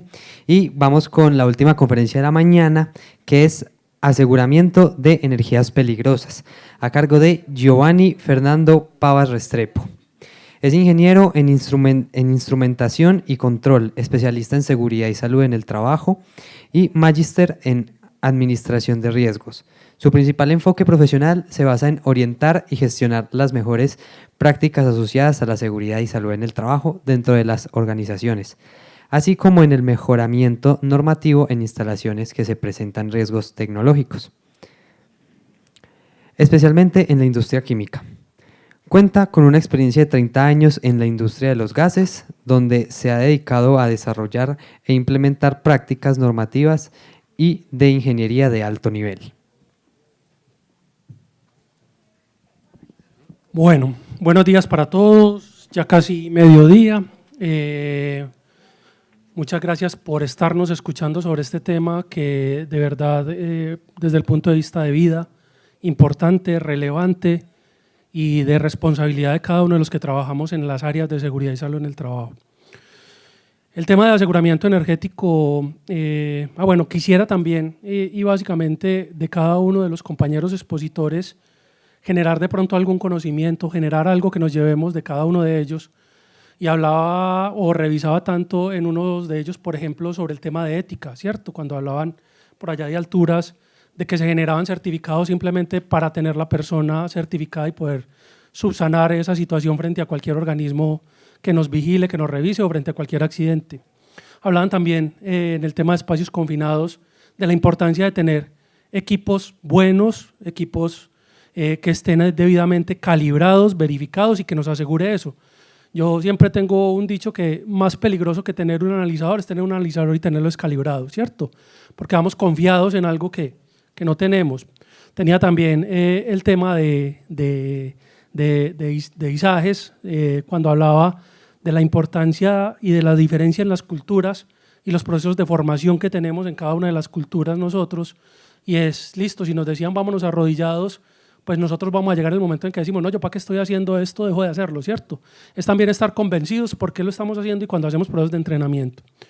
Y por último, cuando hablaban de bloqueo, de trabajo en caliente, creo que es muy susceptible a generar controversias porque hay diferentes normas. En FPA 51B, por ejemplo, habla del tema de trabajo en caliente y te habla de una distancia de 6.1 metros, por las distancias que tienen o que originalmente tenían los americanos, pero yo 6.1 metros al lado de 3.000 galones de gasolina, yo creo que eso no es lógico, ¿cierto? Así la norma me lo diga. Entonces, también creo que además de la norma, debemos de ponerle también el piense, ¿cierto? Y más que buscar la norma, es buscar la buena acción con relación al trabajo para evitar que dentro del mismo nos resulte un accidente. Como este último escenario es el tema de aseguramiento de energías peligrosas, es un complemento, o además de que es bien importante porque puede ser aplicable en muchas de las actividades que hablamos anteriormente. Y hablábamos de dos cosas, hablamos de tareas de alto riesgo, o lo que llaman TAR, como lo determinó ya el tema de alturas, o tareas críticas, ¿cierto? Todos podemos tener tareas críticas en la organización, que definamos como criticidad importante y que nos puede generar una situación de riesgo. Dentro del tema de TAR, de tareas de alto riesgo, hay un elemento o hay varios elementos bien importantes que se deben de incluir. Entonces, un tema de espacios confinados puede tener alturas, puede tener aislamiento energético, pero puede también tener trabajo en caliente. Y otro que pues básicamente se ha revisado durante todo el transcurso es este, que nos sirve de bloqueo, de aseguramiento de energías peligrosas, pero hay otro que es el tema de monitoreo atmosférico. Son claves estos dos elementos para poder complementar esos otros trabajos que teníamos previos.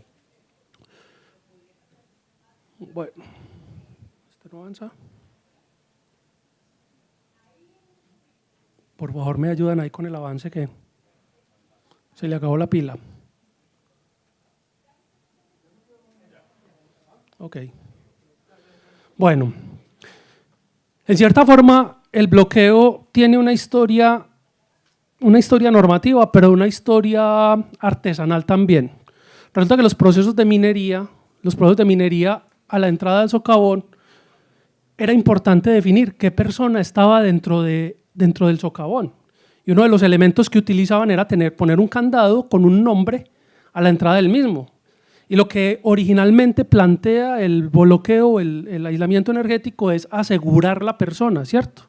Yo no estoy asegurando la energía dentro del socavón, estoy asegurando que la persona que está allá adentro, cuando voy a realizar cualquier actividad, pues sepa que está allá adentro, y para poder realizar una explosión o realizar alguna actividad adentro, pues necesito que esa persona esté por fuera, y al salir llevaría su candado. Entraría, saldría, entra con su candado, pone su candado, se sabe que está adentro, y al salir vuelve y lo retoma. Eso más o menos es como la historia artesanal de cómo fue evolucionando. Luego, en 1989, la OSHA en Estados Unidos formaliza, mediante la norma 1910-147, el CFR, el Código Federal de Regulaciones, es como el primer elemento normativo formal que se determina dentro del aseguramiento energético, de bloqueo de aseguramiento energético. Aquí hay un esquema normativo por países.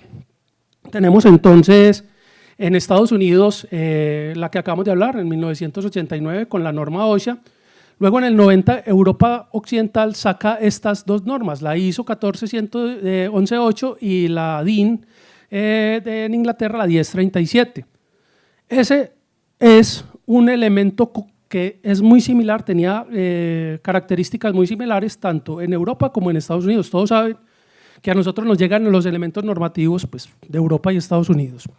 Luego en los años 2000, Australia, Sudáfrica y Chile, que fue el primer país en Sudamérica en empezar a implementar algunos pinitos asociados al tema del loto, saca algunas normas específicas para aseguramiento energético. Entre el 2004 y el 2011 sale la NR10, NR33 y NR35 en Brasil, que trabaja el bloqueo de etiquetado. Luego en el 2005 Canadá hace la norma interna, la CSA Z460, y en el 2010 la hace Japón, y Colombia inicia con unas guías técnicas, básicamente de aseguramiento de energías, pero unas guías técnicas que normalmente no eran normativas, sino que básicamente las empezó a desarrollar inclusive el Consejo Colombiano de Seguridad, fue el que empezó a generar estas guías técnicas. Luego en el RETIE toma parte de las reglas de oro en la resolución 5018 en el 2019. Listo, entonces estos básicamente son como las trayectorias que ha tenido la norma a través del tiempo. Pero nosotros tenemos otros elementos bien particulares dentro de la gestión que trabajamos de aseguramiento energético. El primero es la resolución 2400 de 1979, todos los 4 expositores anteriores hemos hablado de esta, todavía es vigente, aunque puede tener algunos artículos que uno diga están salidos de contexto, pero que han sido modificados o ajustados con otros decretos o resoluciones posteriores. En el artículo 128 prohíbe trabajar en generadores y transformadores en funcionamiento. O sea que ya lo primero que nos empieza a decir, hombre, pues por lo menos si usted va a trabajar ahí, párelo, ¿cierto? Pare el equipo. Luego el 407 dice, al detener un transportador para mantenimiento, el interruptor debe asegurarse en abierto y solo la persona que lo abrió puede activarlo asegurando que la energía esté despejada. Es lo elemental que empezaron a trabajar. Apáguelo, y el que lo apaga solo es el que tiene derecho a volverlo a prender. Listo, pero no habla nada de que asegure, nada que bloquee, nada que aísle la energía. Luego nos vamos en el RETI, el 5018 del 2019 y la 4011-7 del 2024, donde habla de las reglas de oro para trabajos eléctricos. O sea, empezó a hablarnos de bloqueo y empezó a hablarnos de unas prácticas elementales para el tema de aseguramiento energético, pero orientado ¿a qué? Al sector eléctrico. Habla de esto. Hacer una desconexión visible, un bloqueo y etiquetado, una prueba de ausencia de tensión, una puesta a tierra, delimitación y señalización. Y hay un término bien particular que uno encuentra ahí, y no habla de candado ni de bloqueo, sino que habla de una cosa que llama condenación. ¿Quiénes de aquí se condenaron ya? ¿Cierto? Habla de condenación. Bloqueo de un aparato de corte por medio de un candado o de una tarjeta. Entonces habla de condenación desde el punto de vista del tema eléctrico. Es una definición que tiene que tiene la norma colombiana. Ahora vámonos a hablar de la razón de ser del loto, de la norma americana, de dónde sale eso. Que la norma americana ya no habla solo de energía eléctrica, sino que empieza a retomar una serie de energías adicionales que pueden generar o causar a la persona una lesión o un daño en el momento en que realice la actividad sobre un equipo, sobre un sistema que en determinado momento pueda liberar súbitamente la energía. Y esa liberación súbita de la energía puede darse con condiciones intencionales por un tercero, o por condiciones no intencionales. ¿Cierto? Todos decimos, nadie se levanta en la mañana con el fin de accidentarse a las 10:47 de la mañana, ¿cierto? Nadie sale con esa idea. Y nadie sale con la idea de decir, vea, hoy que voy a estar, lo digo entre comillas, hoy que voy a estar trabajando con Pepito Pérez, pues voy a aprovechar que está trabajando el motor para prendérselo cuando esté trabajando en él, ¿cierto? Ya son intencionales. Para evitar las dos situaciones, intencional y no intencional, pues resulta este elemento que es el loto. El loto, por las iniciales en inglés, lockout, tagout, fue el inicio de este proceso de bloqueo de aseguramiento energético. Eso es lo que buscamos, es evitar lesiones durante la inspección, el mantenimiento, la reparación, la modificación, la construcción u otras actividades de trabajo aplicando bloqueo o señalización de los dispositivos de aislamiento energético. Aquí yo tengo un sistemita simple, sencillo, que puede ser, por ejemplo, un sistema de refrigeración simple, un sistema de refrigeración simple, que tiene N cantidad de elementos o N cantidad de energías. ¿Qué energías puede tener este sistemita aquí rápidamente que nos puedan decir? Así, rapidez. Mecánica, eléctrica, neumática, ¿cierto? Puede tener un gas a presión dentro del mismo. O sea, transferencia de calor, térmica, ¿cierto? Y si es un sistema que puede tener un gas químico que puede ser tóxico, peligroso, pues también hay otro riesgo asociado a ese mismo. Entonces, dentro de este elemento, dentro de este sistema, hay una serie de energías que ya no solo estamos hablando de la parte eléctrica, ¿cierto? La parte eléctrica estuvo aquí en el ventilador, estuvo aquí en la bomba, y nos dijo, tenemos que aislar ese sistema de esta energía eléctrica. No, hay que aislar, hay que verificar o hay que identificar el resto de energías. Bueno, no es solo bloqueo etiquetado, no es solo loto. Nosotros dentro de las organizaciones debemos de implementar un programa de aislamiento energético, un programa en el cual tengamos el inventario de todas las energías que tenemos dentro de la planta o dentro de la instalación. ¿Qué me permite poder identificar esto?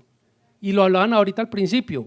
Listo, yo en el programa lo tengo todo. Tengo el analizador, tengo el sistema de bloqueo y etiquetado, tengo la persona entrenada.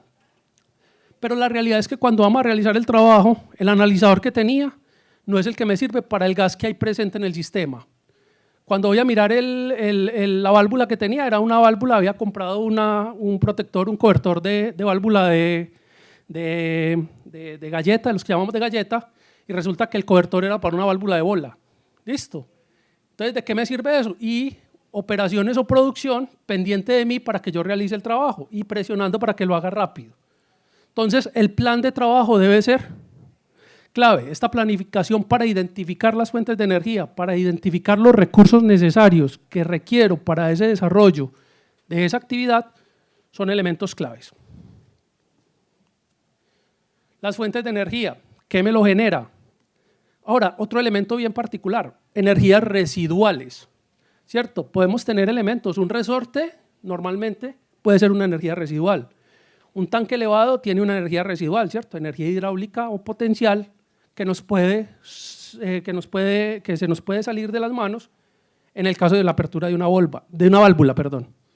Tenemos otra energía, los condensadores en la parte eléctrica. Entonces hay energías residuales que tenemos que tener en cuenta y que tenemos que identificar.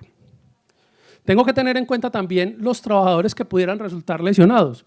Y cuando habla de bloqueo etiquetado hay tres conceptos importantes. El primero es saber cuál es la persona involucrada o implicada. El otro, el operador responsable o la persona o el técnico que va a realizar el trabajador autorizado. Y el otro son las otras personas que pueden circular en el entorno. El error que más fácil se da es el de los que están en el entorno. Normalmente la persona que está autorizada puede estar realizando el trabajo, que el error que comete él es no llevar a cabo un procedimiento adecuado. El error que puede llevar a cabo la persona, que es el operador de la máquina, es el desespero que pueda tener por iniciar un trabajo dentro de ese sistema. Y los otros son más delicados.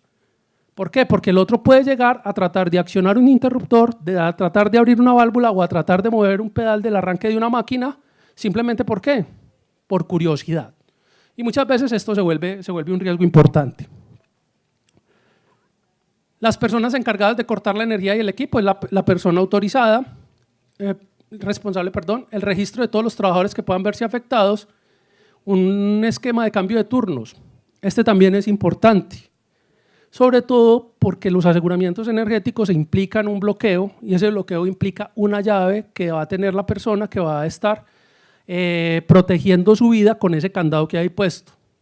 Es otro error muy común cuando hay los cambios de turno. ¿Por qué? Porque en los cambios de turno no se hace un análisis de verificación en sitio de cuáles son las energías que hay bloqueadas y normalmente se entregan los permisos a simple vista. Así vea, ese es el equipo que le están haciendo mantenimiento, aquí está el permiso y vea la llave del bloqueo. Entonces ese procedimiento tiene que estar claramente documentado y estipulado. Los cambios de turno son súper delicados porque pueden haber conceptos diferentes entre el supervisor de un turno y el supervisor de otro turno o el emisor del permiso de trabajo de un turno y el emisor de permiso de trabajo del otro turno. Asegurarse que el equipo no tenga energía para que no pueda encenderse. Este es ya un nuevo elemento que en los últimos años ha venido siendo también revisado. Y ya no se llama loto, sino loto-to, ¿cierto? Porque es bloqueo etiquetado y comprobación, try, verificar que efectivamente no haya energía dentro de ese sistema, bloqueo etiquetado y comprobación. Siempre ese va a ser un elemento clave dentro del ejercicio. Inclusive hay unos esquemas un poco más avanzados en procesos químicos que pueden tener alteraciones o reacciones posteriores después de que se aplica el bloqueo y es bloqueo etiquetado y comprobación e autorización por una autoridad responsable. Ya en Estados Unidos, por ejemplo, se llama IRR, aislamientos que requieren revisión. IRR es Insolite Review. Insolite, ya me fue. Aislamientos que requieren revisión. Bueno, es IRR.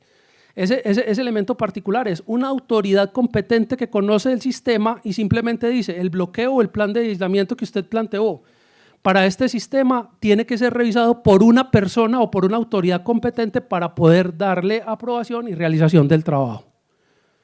Insolite Required Review. IRR. Insolite Required Review, IRR. Poner y quitar dispositivos de bloqueo eléctrico etiquetado de seguridad también, o sea, tanto como lo pongo como lo retiro, debo de tenerlo en cuenta. Liberar la energía almacenada, coordinar con otros trabajos que están realizando, los trabajos simultáneos o los trabajos en el entorno pueden ser también claves.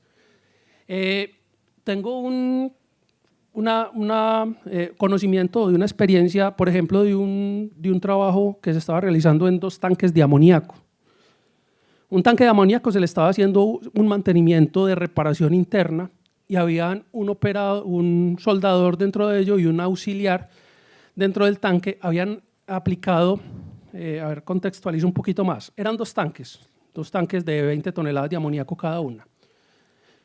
Un tanque necesitaba una reparación, lo desocuparon para hacer la reparación y meterse dentro del recipiente y otro tanque que estaba en el costado estaba lleno y ese continuó en operación.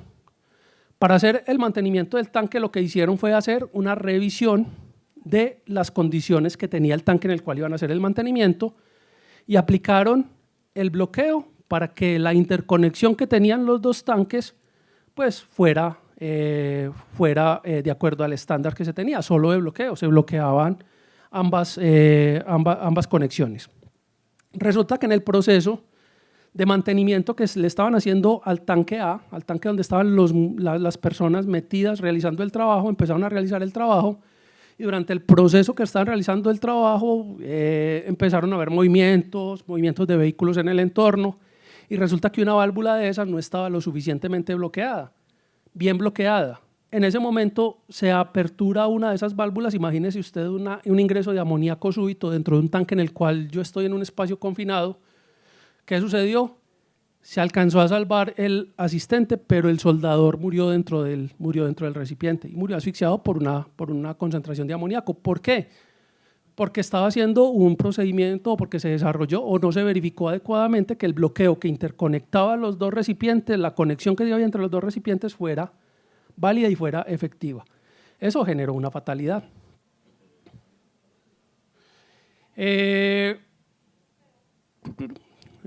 Bueno, liberar energía almacenada, verificar los capacitadores, las energías residuales, ya lo habíamos hablado, volver a poner el equipo en servicio, incluyendo la puesta a prueba y aprobación.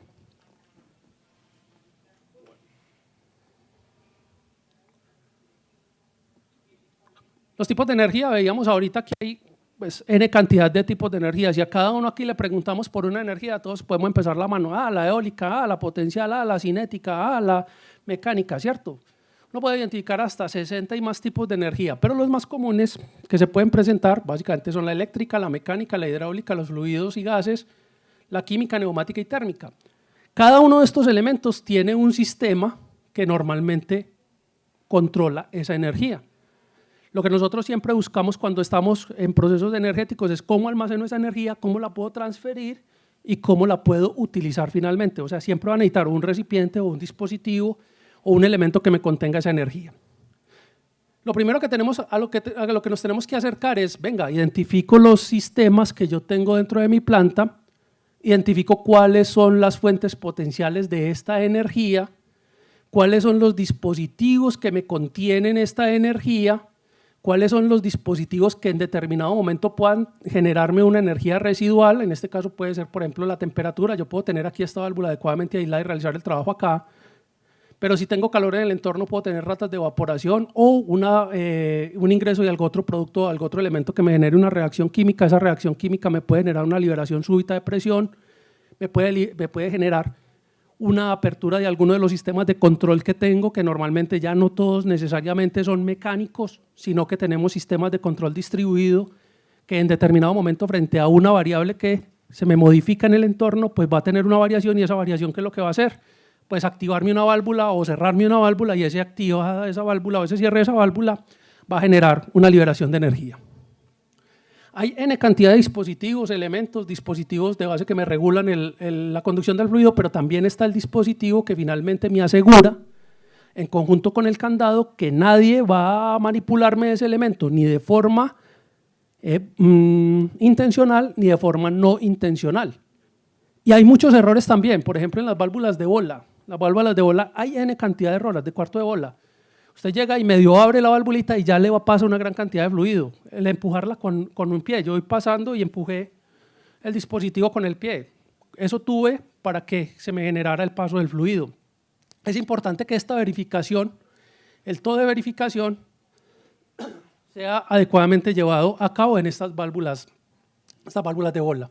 Entonces, N cantidad de dispositivos, y en el mercado ya empezamos a encontrar N cantidad de dispositivos, y preferiblemente, ¿qué es lo que debemos de hacer? Desde el origen empezar. Yo voy a hacer una modificación de mi planta, poder definir cuáles switches, cuáles interruptores, cuáles válvulas de una vez me vienen con el dispositivo, con el elemento que me permite ser bloqueado directamente dentro del mismo. Bueno, los principios yo creo que fundamentales. El bloqueo físico, asegurar que el uso de candados y dispositivos me inmovilicen la fuente que me puede liberar la energía.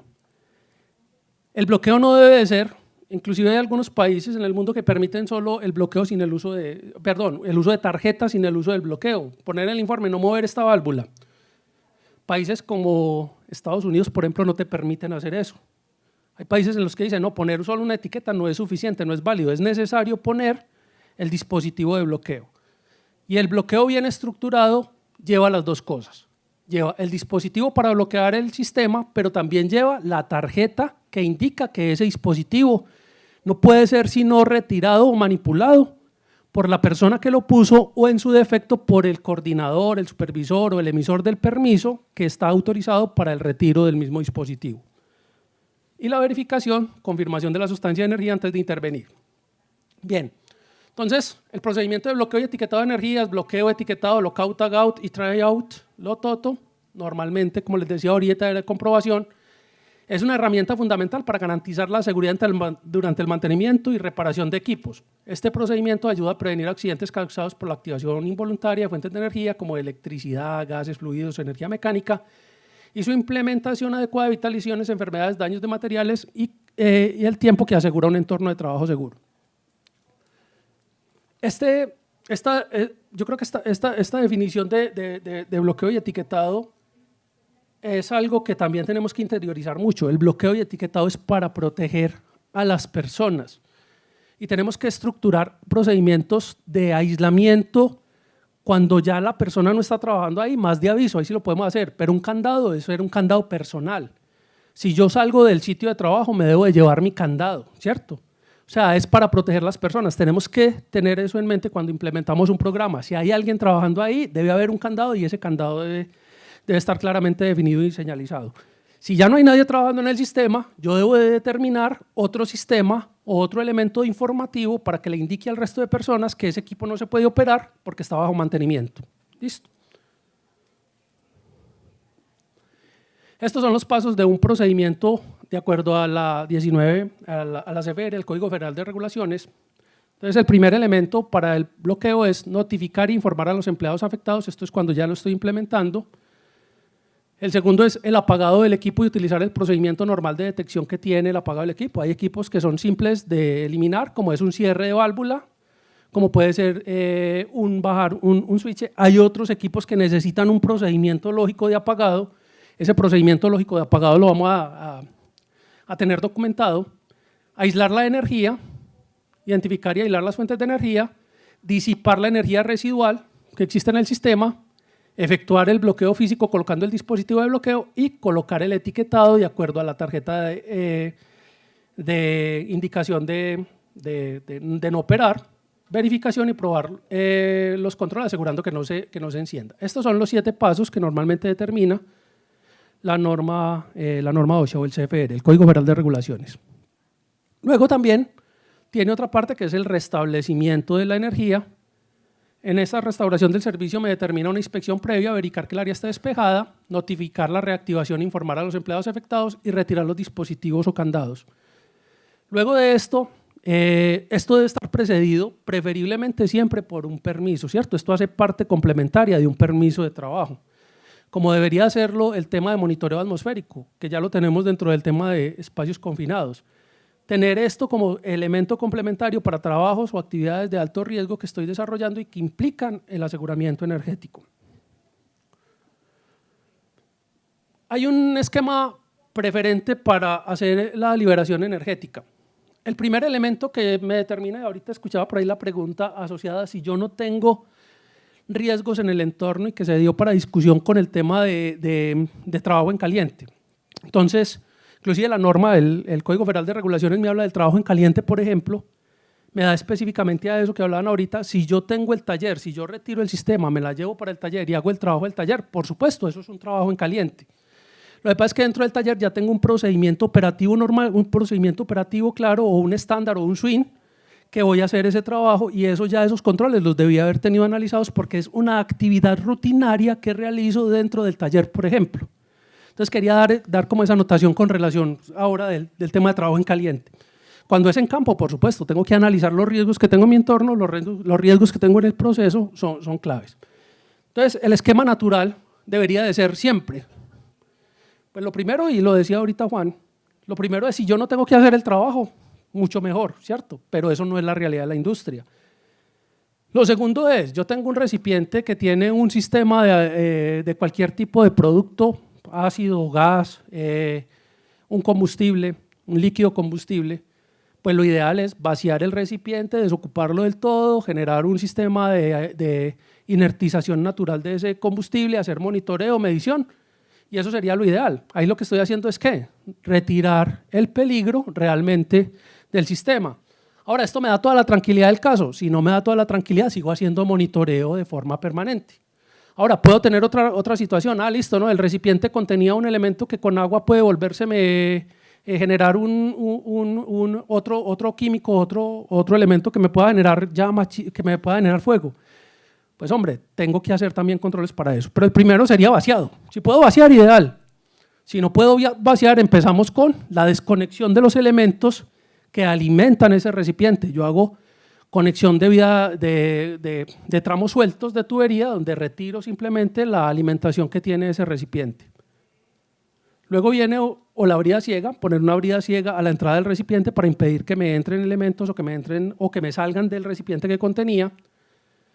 Y uno que se denomina el bloqueo ley o doble bloqueo y purga.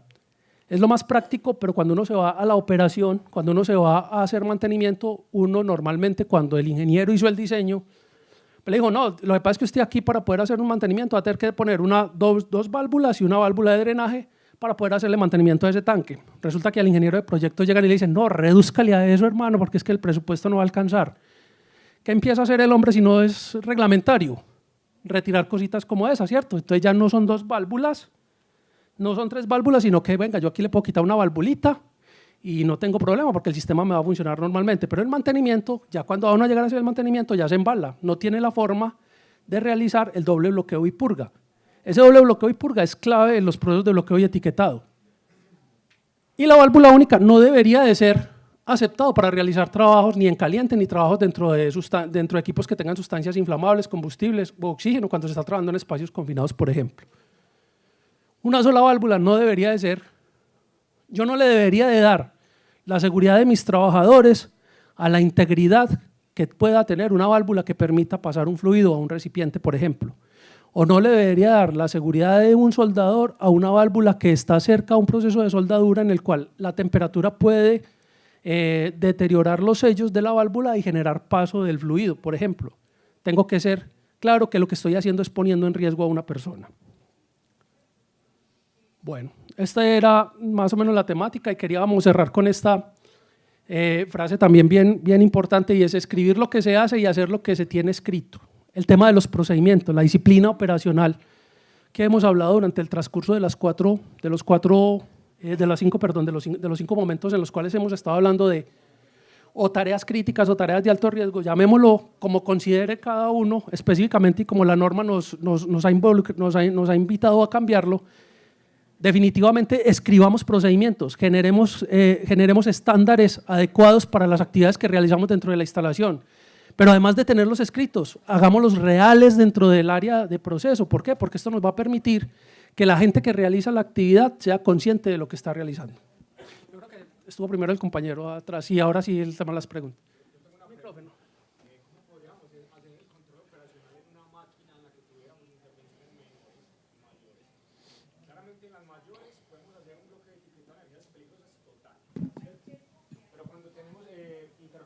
Rutinarias, gracias, pero contamos con sistemas de seguridad y esos sistemas de seguridad están, digamos que directamente alineados con un PLC de seguridad o un relé de seguridad, ¿cierto? Entonces, de pronto lo que yo podría hacer es hacer un bloqueo de los sistemas de seguridad para que no me cerraran una compuerta y de esa forma la máquina no me pudiera volver a entrar en funcionamiento, y poder hacer, por ejemplo, una intervención de no sé, necesito, tengo un proceso de papel, tuve un atascamiento, necesito volver a tener en producción la máquina. ¿Cómo podríamos hacer ese control operacional ahí teniendo en cuenta las energías que están presentes, o eso ya se ligaría más a un tema de riesgo mecánico y no a energías peligrosas? Se vuelve una actividad habitual o rutinaria dentro de su proceso productivo. Correcto. ¿Cierto? Más o menos. Bueno, yo creo que lo primero que hay que hacer es diseñar elementos de ingeniería, sería lo ideal. Acuérdense que nosotros tenemos de tener controles dentro del sistema de seguridad y lo primero es poder tener sistemas de ingeniería que me eliminen eliminar el riesgo es lo primero, pero aquí no vamos a eliminar el riesgo, no vamos a sacar la máquina.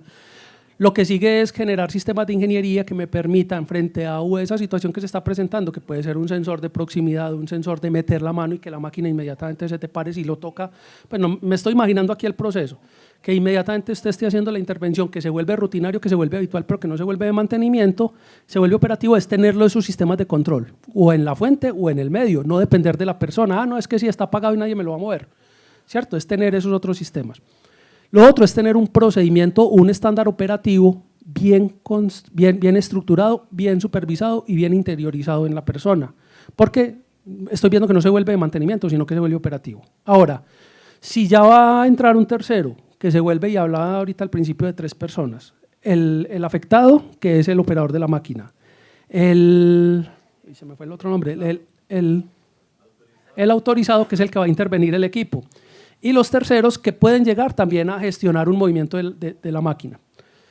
Yo aquí creo que les quedé viendo el videito porque me estoy imaginando un ejemplo de un accidente que ocurre muy similar y lo hace muy dramático, y es porque llega una persona, el otro está desatascando el papel, que me lo estoy imaginando como usted de pronto lo planteó, y llegó otro y vio la máquina apagada y resulta y le bajó la manigueta, pero no sabía que el otro estaba al otro lado, y cuando pues, la foto es muy diciente, muy catastrófica, energizó el sistema y se bajó la prensa, y claro, ahí quedó detrás de la prensa. Entonces, esos elementos de proximidad, esos elementos que ya hay de ingeniería donde le impide a la persona involucrarse dentro de ese proceso, meter la mano a ese proceso, es la primera alternativa cuando se vuelven operacionales. Y cuando se vuelven de mantenimiento, estructura estándares de aislamiento energético bien adecuados para esa actividad específica que va a efectuar. Pero definitivamente los sistemas de seguridad deberían de estar enclavados a un relé, sistema de control. Pero serían sistemas de seguridad, sea el PLC o sea un relé, porque si lo dejamos con el sistema de control, no tendríamos la seguridad del equipo. Ahí hay capas de protección. Cuando uno habla, por ejemplo, habla del OPA, no sé si han escuchado hablar del OPA, uno habla de capas de protección. La capa operacional, que normalmente me la recibe el PLC, operativamente me va a actuar. Pero si hay una situación, por ejemplo, de riesgo, debería de tener un PLC adicional que me respalde porque puede haber una falla. Entonces, cuando nosotros tenemos, en el tema, por ejemplo, de seguridad de procesos se habla de capas de protección. En esas capas de protección debo de tener doble sistema o sistema redundante para evitar que me suceda. Sí, adelante. Ahí para reforzar un poco más la duda del compañero, existen estrategias que se llaman formatos de inhibición de barrera y formatos de sistema de aislamiento seguro. Eso nos ayudan tanto para auditoría como para la trazabilidad del equipo que está en mantenimiento. Vale, válido también, excelente. Muchas gracias. Bueno, no, ya después del regaño, entonces, muchas gracias, sí, vale. Bueno, gracias a todos. Bueno, y con eso pues ya salimos a nuestro receso más largo, que es para salir a almorzar, pero antes les voy a dar una pequeña información. Primero que nada, en pantalla están viendo un código QR que es por parte de Preseguridad. El gerente Néstor Bustamante va a realizar en la tarde una rifa de un curso en alturas y 2 cursos virtuales, en los cuales se rifarán en las horas de la tarde. Para participar, pues se escanean el código QR. Y ya los dejo porque ya salen para la hora del almuerzo. Se los esperan en la terraza y en el restaurante Pepe y Melasanti. Los esperamos de nuevo a las 2 de la tarde para los que quieran seguir continuando con el taller.